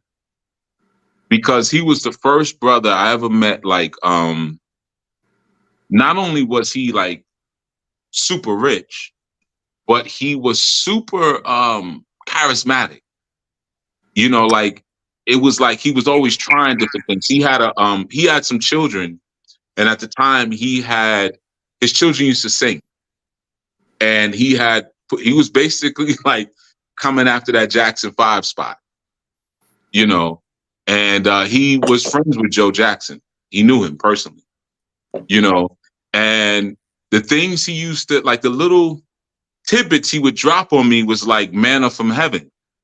Because I'm like, well, you're a millionaire, so, you know, and back then $1 million was something. And then you got a couple of million, you know. It's the first person I saw, like, first time I ever seen a Rolls Royce. And they driving it like around the corner, like, you know, to go get some Popeyes. Like, you know, like, this is my get around car. You know what I'm saying? And, you know, but he would always be super enthused. And I was like, okay, so that goes along with that. Like, you got to have a certain kind of excitement for life. You know, you got to have a certain kind of charisma about yourself. You know, and little tidbits like that, like you start to learn things, and you can't be embarrassed about what you believe in and what you're doing. You know, if you ever, his children, they had a little hit back in the day. The group was called the Neutrons. You know, you can look them up. You know, but you know, it's probably not music. It's old school music, but they did something. They had they charted. You know what I'm saying? And they had a father who was charismatic behind him. But he was the first cat I ever met who, like, really was like, you know how you see these movies and the older dude would be like, hey, shorty, come in. And like, man, I like your style. I like how you move, shorty. Yeah, I'm like, it was like that, where it was like, come in, man. Where you from? Okay. Oh, okay. What you doing? Oh yeah, I'm doing a little bit of this, a little bit of that. Okay. All right. All right, well, I'll see you around. You know, and you start to realize he's watching me. This older cat is watching me. And then they slowly start to drop little things on you, man. I remember we went for a ride in this car. He said, "What you up to, man? Go for a ride with me." And then he played Sam Cooke, Change Gonna Come. He's like, man, what you know about this? I was like, I said, I heard it before. I said, I know about Sam Cooke. He said, man, this is what you need to be listening to. You know, this type of music, this to tell you stories about our people. When he's back in Africa, he telling me all the stuff that I already knew. And he ain't even saying it right. But he's like, you know, back in Africa, because he was it. But I'm like, okay, but he's trying to give me something. You see, he's trying to give me something, and he's standing on that, you know. And then he put me on to another brother who, at the time, was very wealthy, and this brother was a Hebrew, you know, and he was one of the first Hebrews I ever met, you know, and we just got on that subject, like, kind of out of the blue, and he started telling me little things as well, like, you know, we the Hebrews, right? You know, but these are brothers who stood on, well, one of them is no longer here. The brother who he transitioned some years ago, but the other one still is. And yeah, man, I was blessed to be around men who stood on the charisma and integrity of their own character and their own personality, regardless of how society viewed it. And that created Chief Yuya. So when I started to come through those channels, and it was this African traditional religious community that said, you got to come through like this. And I'm like, but I didn't come from that. And I'm not feeling that. And some of y'all are sus. You know, some of y'all, nah. You know what I'm saying? I ain't nah. You know what I'm saying? But then that created a space for people who, you know, most people, 9 times out of 10, the people who come to Anu, they all have the same thing they say. Yeah, man, I heard this before and I knew it wasn't right, but I never heard anybody break it down the way you did. These are people who sat in environments and something in their spirit was like, I'm not this environment, but I can't figure out. Yes, Science Temple. That's the brother Ron knew. You know, they were in that environment and were like, man, I don't know, something ain't right, but I can't figure it out myself. So these are people who are on a quest, who are searching. You see, so you just got to be that beacon, man. You got to be that lighthouse, man. But yeah, Ronnie Newt, man. Ronnie Newt is the brother. I guess you must know the group, the Neutrons. But beautiful brother, man. He was the first cat who definitely like would be excited about whatever little thing I was doing. You know, whatever thing I was doing. If I was going out of town, like, yeah, I'm going over here. I'm driving across to California. I'm gonna kind of see what California is like. And you know, because I back in the day I thought California was the Brady Bunch. I'm like, man, I'm gonna see, man. They be surfing and stuff over there. I want to see what's over there. He gets super excited. What, you gonna come, man? You call me when you get there. My sister over there. This, you know. But that wasn't nothing to him. He had private jets. You know what I'm saying? And I'm driving. But you know, truth does that. It clings to itself, and then it's like it's fire that excites itself again. You know. Yeah, I could definitely testify that I was in one of those environments where not only was it like I'm not this environment, attendance started dwindling to where I was the only one in the environment. Mm. And I always remember I was in this brother's. I actually just saw him today. I was in this brother's shop because I used to catch a ride to work with him, but he used to wake up super early to open his shop. He used to be on the road by 4 a.m. and he used to pick me up at like 4:30, and then I'd have to stay there until the place I worked at opened at 9. So he played one of your segments. It was from the Unlock Your Power, the Inner Reach of like the early ones. Days. Yeah. And I remember him. You were breaking down, saying him downstairs. I remember you were breaking down SU. It was crazy because I got a reading like 2 days before saying get close to SU. So I was actually listening. But as soon as I heard your voice, I was like, "Who's this?" Then I heard you say SU. It's like I started listening, and then I had to go to work. I was like, "Can I borrow this?" You know, I just want to rip this on, and I started looking for Anu from then. Like that's how I got in. It was like you didn't know nothing about, like you said, you didn't come to the Bahamas for that. Your voice made it there, but you didn't have to come there personally. It was like, and I heard like what would you call it? Like a phantom version of you. I never met you until what 20, like the courtship. Really, it was a couple of years ago. I didn't meet you until we did the. Really? Yeah, you mean and I went to North Carolina. Wow, you're right, man. Yeah. It doesn't feel like that because you've been around for so long, but you're right. That was the first time physically. Yeah. And you said the same thing. I was like, nice to finally meet you. He was like, we never met before. But it was that, like, there was no secondary sort of force there. There wasn't like, all right, there's this guy and then there's this weird thing that I'm picking up behind what he's saying. It's like, nah, I'm getting the fullness of what this person is. And I want to learn from that because everyone else had agenda mixed in with what they were telling you. It's like, I understand what you're saying, but I also know you have these leanings and you're mixing that in with what's like, I read the same thing, passage you just read, and you mixing some stuff in there. Take it somewhere else. Yeah. I mean, there is some of that with me. Not so much anymore, but I could take you through some old podcasts and show you like, yeah, I really didn't mean that. You know, there's some old segments out there like that where there was a time where I was still operating out of fear. You know, I was just really like, man, if I just come out and say what it is, it's going to either attract the wrong people, because some people, when you say things directly, they think you just gave them a shortcut.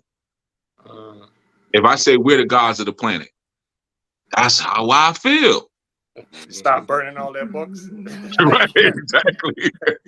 You know what I'm saying?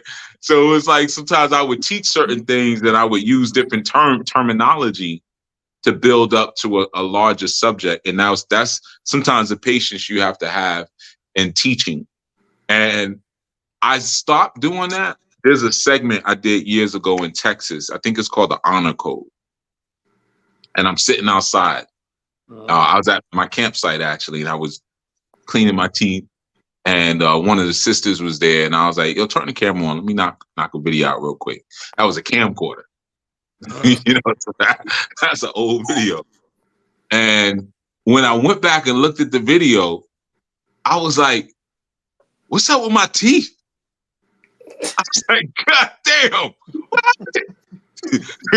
But like that don't look like my teeth. Like what joints is they're shifting. You know, and I said, "That's all that damn lying I've been doing." Right. And I said, all right, that's it. I gotta stop. I gotta stop. Because I look like I'm missing a tooth up there. And I'm like, it's there. You know, it's just shifted. And I was like, yeah, that's because it's been years now you've been doing this. And you have been holding back for years. And you've been softening certain things for years so that people would not run away scared. You've been doing that for years now. And the truth is, it's not even working the way you thought it was going to work, because you're attracting people you don't even like.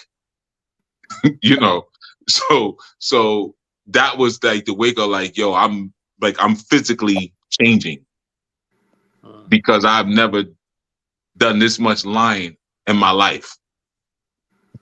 You know what I'm saying? I'm lying like crazy. It's like when you work in a job and you don't really say like, man, I was on Indeed this morning. Right? Why'd you come in late? You know, I was like, oh, there was traffic on the 1 and 9. You know, you was on Indeed. Yeah, I just came from an interview. Right. You know what I'm saying? You really dressed up. You like came from an interview. No, man, interview. You know, man, it's every day. Right, exactly. It was a lot of stuff like that where it's like, man, you just want to tell them, man, you want to get into this Anu stuff. But if you start talking, they already comparing you with Dr. York. You know, so you can't start talking about Sumerian stuff because they're going to really think you a Nuwabian. And there ain't no Nuwabian in you.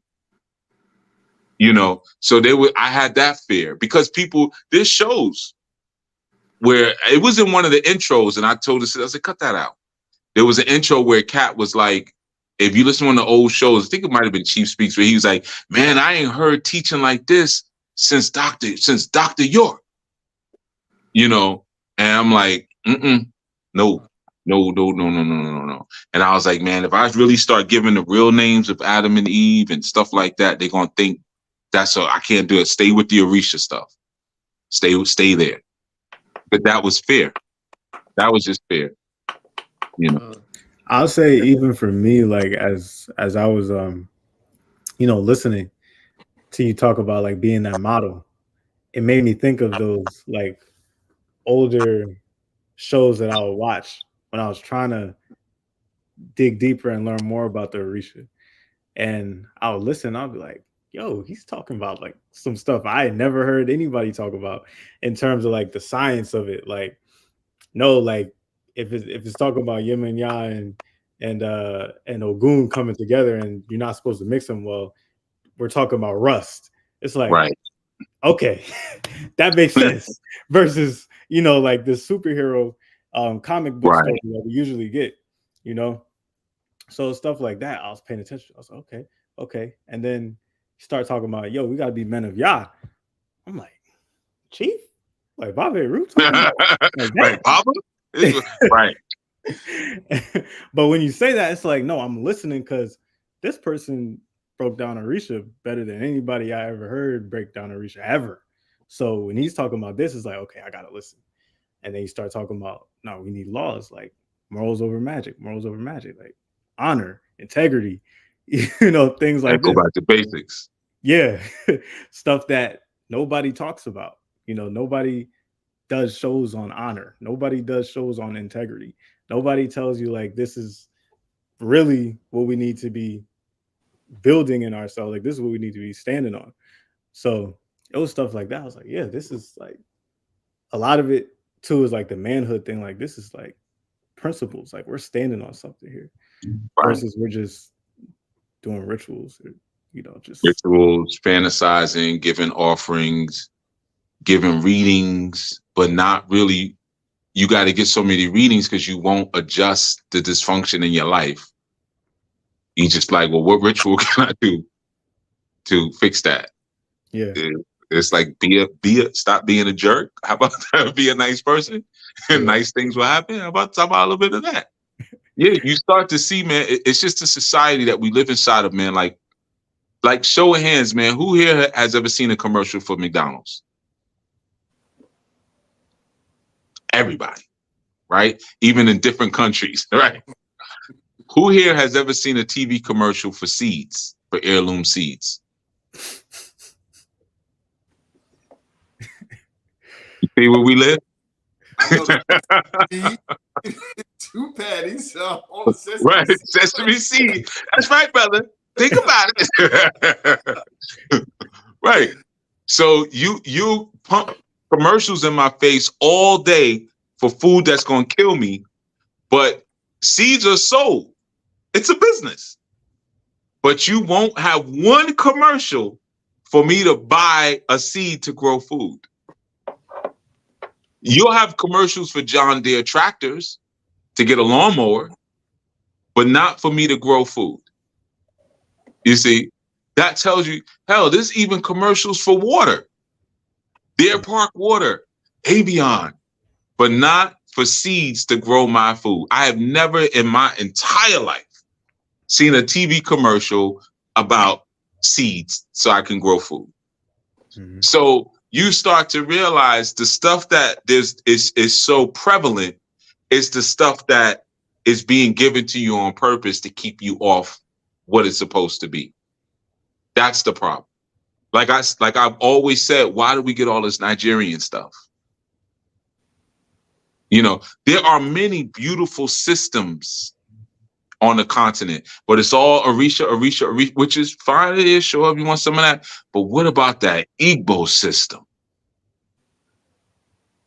Their archetype, his name is Chi. See, now as soon as you hit Chi, right, it's already interesting. But nobody talks about the Igbo system. Nobody talks about the Igbo system. Then we find out, well, we have a place here called Igbo Landing. And they were called Hebrews when they first captured them because they said they were Hebrews from Igbo land. This is what they called the enslaved Africans. that means maybe we should be looking at some of this Igbo stuff. It's the same country, but nah, the Yoruba stuff is more interesting. Really? You know what I'm saying? When the Igbo stuff directly speaks to your heritage, you see. So it's like there's so many things, man. There's so many levels that we haven't even still to. I still be lying. There's still stuff I'm like, and I know what's gonna happen as I get older. It's just gonna be like, man, F it here, F it. You know, here you go. Here you go. When you got a company, sometimes I got a guy. It's funny. He's Yoruba. I got a guy I work with on a contract. He don't do none of his job. None of it. Right?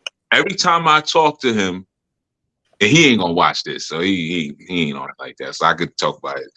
He always, like, the first day we met, he walks over to me. He's like, where can I buy iPhone? I said, the Apple store. He's like, no. I want to buy like a lot of them. I was like, why? What you do? He's like, my store in Nigeria. I have an electronics store. This ain't got nothing to do with what we doing. I work in the psychology field.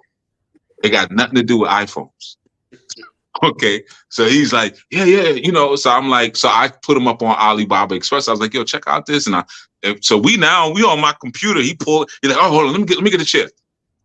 We sitting at my computer now. We going all through Alibaba Express. Next day he comes in, asks me to set the alarms on his watch. Like, yo, he's like, yeah, you know about computers. I was like, I just told you about Alibaba Express. I'm not the IT department now. He's put me to set. Then he's bringing in pictures. He's like, you know, I just built a mall back in my home in Nigeria, and like, he's all excited. He's like, all of the stores are full. He's like, I rented it out to everybody, but now I want to build a bar. I was like, oh, well, pubs make good money, you know, if you got space for people to be outside. So this is what we talk about every day. So while the director of the agency, he was like, you know, I ain't gonna say his name. I almost said it doesn't matter, but either way. But he was like, he said, I noticed he's always over at your desk, and I just kind of gave him a look like I didn't even feel like lying. It was the end of the day. I was just like, you know, like I couldn't even say, yeah, we be going over the. I was just like, and he was like, yeah, I know how he is. He was like, so he knew. This was like, you know, I was like, listen, every office needs that like funny, because all he does is crack jokes. I was like, every office needs that. I was like, he may not do his job, but he keeps morale up. And he was like, yeah, this is true. I've never looked at it like that. I was like, yeah, you can never get rid of him ever. Like, he has to be here. But just know that he's working on his mall in Nigeria every day. Like, you know what I'm saying? Like, that's all he cares about. That's all he talks about. You know, and he's a slumlord on top of that, because he came to me, I think he was like, you know, I'm raising rent. And he was like super excited. He's like, I'm raising the rent. And then next year it will go higher. And then it will go higher again. I'm like, and he's getting excited. I'm like, damn, bro, you're a slumlord. You know, but you need a person like that, right? Now you're like, where's he going with this? You got to learn how to use the demons for the purposes of the God. You ain't ready for that yet, though. You ain't ready. This is why this is stuff I'll be lying about. The stuff I don't talk about, but I'm gonna let that little truth out. You did a show on that. Yeah, but I ain't get into it like I could have really got into it. This is one of the reasons I haven't released our new spiritual training part 2, because I get into that. Okay. Like, why they're really there. Because why in the Most High just eradicate all of it? Look at Zach. Who's God over pornography? That ain't that. But you know, a lot of times I got ideas. I be directed in my mind. I got ideas on how this thing could end, and they ain't always got to end the same way. I got ideas. I got a new idea for this new position. It's called a lotus. Right, exactly. Why is all you gotta be a pizza delivery boy? Why is all it can be other delivery man? Ain't always gotta be a plumber. So yeah, man. Like, these are all. There are much deeper lessons So it always amuses me when people think they got everything. And I'm like, I haven't even scratched the surface on what I could teach you. I haven't even, when I was in, see, I was disobedient. When I was in Nigeria, I was taught Kabbalah. And I'm like, nah, nah, this, we need to come back. We need to be on some African spirituality and, you know what I mean? Like the race wars, and I'm doing my push-ups, my dips. I'm doing pull-ups on tree branches every day. I'm ready to, I'm getting it on. When I get, that's my mind was. And they over there reading E. King with yarrow stalks. I'm like, that's Chinese. Nah, I need the African stuff. So I learned how to read E. King with the yarrow. I mean, it's easier to do it with the coins, obviously. The yarrow takes forever, the 52 yarrow stalks. But I learned how to read E. King the ancient way. And then I learned about ancient Kabbalah. And most of my teachers were Muslims. Like, I won't say all of them, really. They were like pretty much all Muslim, right? So I'm dealing with that too in between. So when I came back, I was like, they don't understand because they don't live in America. We need just the straight Ifa. And don't you know that's some of the same stuff people said about me? When I started expanding and showing this is what it really is, oh, he don't teach straight Ifa. This is straight Ifa. Like, you don't know what Ifa is because you have a romanticized idea of a Nigerian sitting somewhere with a hat leaning to the side and a dashiki, and you think that's Ifa. That's local. You got local government, and then you got federal government. Anu teaches at the federal level. You see, so this is much bigger where that stuff comes from, and then you have to learn how to teach it, learn it, and then not bow down to it. That's the hardest part. And sometimes it's just writing your language. Everybody should be aware of what happened March 7th. Everybody should know what happened March 7th, 312 AD. Okay, that's a very important date because that's when your whole language got messed up. You see, look at y'all. Look at it typing. Look at them. Look at them. I know what happened. Look at him. Look at him, smart guy. You see, because here's a simple one. We're going to close out because I only meant to go 2 hours, but here's a simple one right here. We were told, what day were we told to keep holy? Sabbath. The Sabbath. So the 7th, right? The 7th day, technically. This would be your Sabbath. So when Christians go to church, why don't they call it the Sabbath? I'm going to Sabbath. Because it's on the first day, so it wouldn't be Sabbath. But to them, it's their Sabbath because they don't know how to count the days. They don't know they don't know what day that is. Yeah. But why wouldn't they? But that day that you go and you go to church and then you come back home and relax and watch the game and chill out, whatever, that we all know that's the Sabbath. So why don't Christians call it the Sabbath? Even if it's the wrong day. Then it wouldn't be the Sabbath then. They don't consider it the Sabbath, at least. What do they consider it? The Lord's Day. They think it's the Sabbath. They think it's the 7th day. They think that's the day you're supposed to rest. That's why. But why don't they call it that? Why don't they call it? Is the Lord's Day? You're right. But why don't they call it that then? The Sabbath? I won't guess. I don't know. Because of March 7th. It's what day is it what day is it in the Greek? It ain't even Greek. That's what's so sick about it. It's Sunday, right? Right. Do they not call it Sunday worship? Oh, so it's a Sunday. Sunday. Why don't Hebrews call it Sabbath day worship? Thank you, James. We're not worshiping the Sabbath. On Sunday worship, what are you worshiping? The sun. The Son of God, brother. That's what it is. Then it should be Jesus Day. Why not just name the day Jesus Day? Savior Day. Because it's what we want to come out of your mouth. We want you to stay out of your mouth, sun worship. The words mean something. Because we could just call it Sabbath on Sundays. But then that would mess everything up. Sunday worship, the day I worship the sun. You see?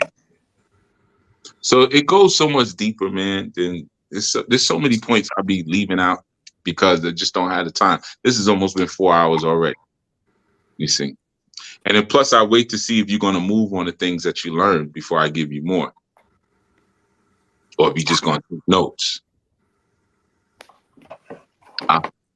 Wow. Which day come again? You know. So yeah, man. But yeah, thank you, man. This has been beautiful, and I know that everyone, El Corral, been back and forth. What you eating, man? I know he eating. I know it's good because you keep going. I'm going upstairs and down, back down. Oh, you working out? You try to get his steps in. But exactly, you mean the spells, words, cast. Exactly. But we don't even like, we're so used to it. You know, we don't even, it just goes, it flies by without even considering what you're actually saying. And this goes back to what I was saying earlier about Egypt. Oh, you'll be taken into Egypt. Egypt bad. Egypt bad. America good. Here I was free. Abraham Lincoln, I'm free. You know, no, dummy, this is Egypt.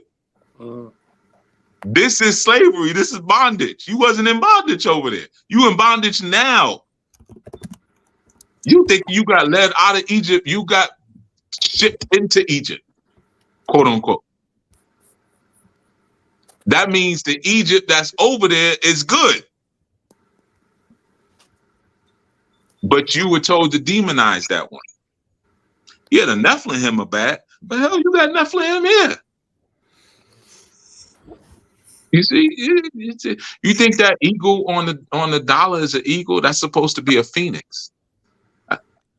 You know, which again, before that was supposed to be a dragon. They give you lizards and unclean animals and tell you that it's something special. It's a freaking lizard. That ain't good. That's not, you don't want that. And the eagle is a damn scavenger. That ain't really good either.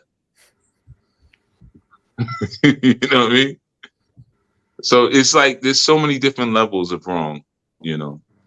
I was thinking about that Egypt thing too.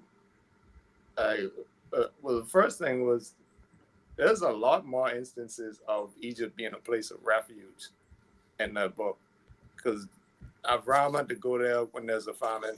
And you know, there's a famine, everybody run to Egypt. When Herod was looking for baby Yahushua, they ran to Egypt. Egypt has been pretty solid. You know? And you told not to hate one of them because they gave you shelter. Right. So somebody not giving you the right story. Right. But again, you know, March 7th wasn't that long ago. That changed your whole reality, and you didn't even know it. Right. And that's the second thing about Egypt I was going to say. Oh, the you will be led into bondage thing was after they was led out of quote unquote bondage in Egypt. So where's the other bondage? Which Egypt? I'm going out of Egypt to go into Egypt? Yeah. Doesn't make any sense. And it doesn't make any sense until you put the right word there. And then you ask, well, hell, why you put the word Egypt there? That wasn't the word that was there. Why you just make it Egypt? Why not put the place of bondage? Why do you have to put an exact spot? And then when we look at history, you know, geographical history, we have no history of the Red Sea ever being this gigantic sea. You could walk across the joint. So nor do we have historically any record of a mass exodus out of Egypt. That was one of the, I think when I was in the church, I looked at it. I wanted to find out about that. I was in the library searching that one. And I'm like, I need to know, like, who were the survivors? Like, I want to know about this journey. No records. There was never a mass exodus out of Egypt. Never happened. So that wasn't the spot. Yeah. But all right, man, this has been wonderful. Yeah, man, everybody done dropped a brick. Sisters came in early and then they copped out. You know what I mean? They came in strong. You know what I mean? They had the stamina to keep up. You know what I mean? But we want to thank the one sister who came through. I saw Yafe popped up on the screen that I guess she ran off. You know what I mean? It was just too hot in the kitchen, So yeah, man, this has been great. And of course, brother Rob, we thank you. I see your Constantine declared Sunday as a day of worship. He put in the chat. Right. Like I told you, everything the Most High does, the other one says do the opposite. But that Sunday worship, it's right there. It's been here the whole time. You didn't even see what they were saying to you. It's been here the whole time. Okay, we know you still here, Yafe. It's just we know you just didn't drop no bricks. You didn't shite a brick. We all done shited bricks. You see? So yeah, man. Exactly, the sun. The sun is a critical piece because the sun, remember, the sun is the demiurge. So when you're worshiping the sun, it's an illusion or an allegiance to worshiping demiurges or demigods. Because it's always been known historically that the yellow sun is the lesser sun. So they put all their focus to you worshiping the yellow sun. Even in movies. I mean, even in logos, the sun is all over the place. I mean, back in the days, the AOL logo with the sun and the eye and the pyramid, Starbucks, but the sun is all over, and almost you can't get away from sun worship, and especially Hollywood movies. The sun is all over the place. Some of the logos, which one is it? It's not it's not Paramount. Is it MGM? MGM is a lion, which is another symbol for the sun. It's Leo. So whenever you see those lions, sun worship. Well, they had the one where the sun is coming over the horizon. I forget which company that is, but Vision? DreamWorks. DreamWorks. That's the moon, isn't it? The sun. DreamWorks. No, one of them is the moon. I thought DreamWorks was where the dude is fishing on the moon. Yeah, that's the moon with the frog in the moon, which is another occult thing. But no, the one where the sun is coming up. I don't know. That'll be our homework. And by R, I mean y'all. I'm busy. I gotta. I'm pretty sure DreamWorks is the one where he's fishing for the moon. Is that not what he's fishing for? Yeah, these are American companies, though. Canada don't have the same. Okay, see, we have DreamWorks over here. We got DreamWorks. Put a dude on a log in the water, trying to balance spinning a log in the water. Like they got Canada. We got Canada. Y'all ever been to Canada? Watch TV in Canada? Y'all have never been to Canada. Half of y'all never been over here, but you. I've been over They've there. been there. I never watched TV. That's why yeah, I said exactly. That's like been to Canada. Half. That's what half of you. That's two out of three. I actually like Canada, man. The one weird thing about Canada, though, is that it get dark quick. What I mean, like, if you driving at night and you in the city, I was out there one time and got a little lost on the highway and was in the woods like that.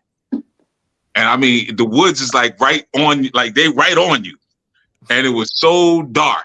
Like there's no street, like it gets dark quick. Like it's mainly just woods. Like Canada is like a little strip of city, and then the rest is just forest. But I actually like Canada, man. The people are they got a little bit more sense. They super racist, and the government is mad oppressive.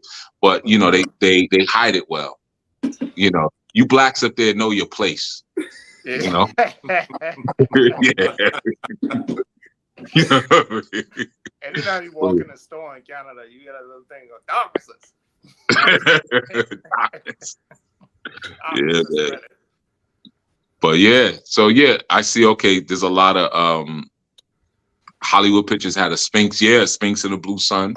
DreamWorks has a unicorn. No, the unicorn actually is a Pegasus. That was who was the Pegasus? TriStar.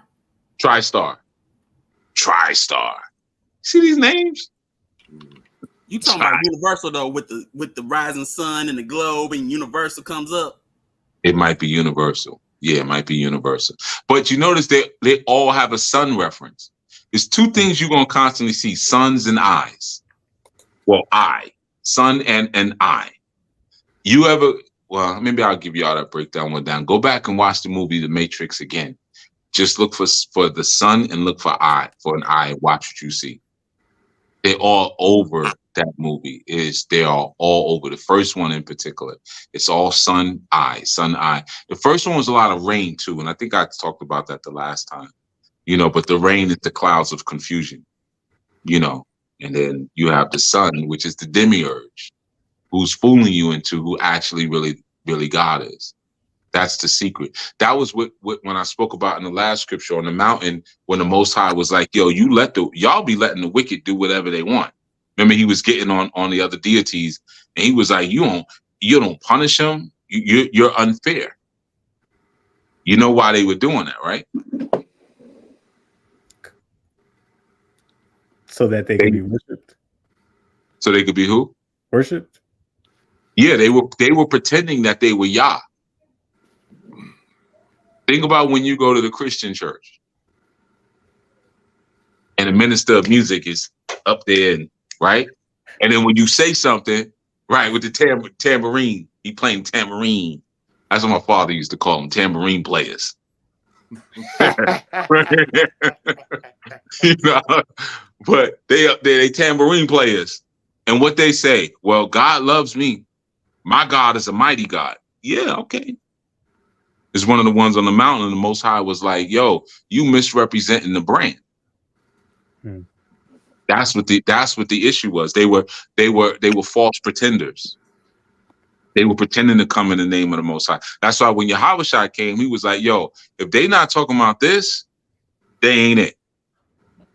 He had to clarify, because you had all of these Nephilim and these demigods who were pretending to do like the will of the Most High so that they could get worship. So it's like, I'm going to compromise and allow you to do what you want so you'll like me and worship me. Now, think about that when you think about people's perception of African traditional religions. There's a God for every dumb thing you want to do. I want to go around beating up on people. Ogun. I want to sleep with all the women. Shango. I want to be nasty and mean to people all the time because I got daddy issues. Oya. I want to lay on my ass all day and just eat and smoke weed and have sex with a bunch of different people and take pictures on social media. Oh, shoot.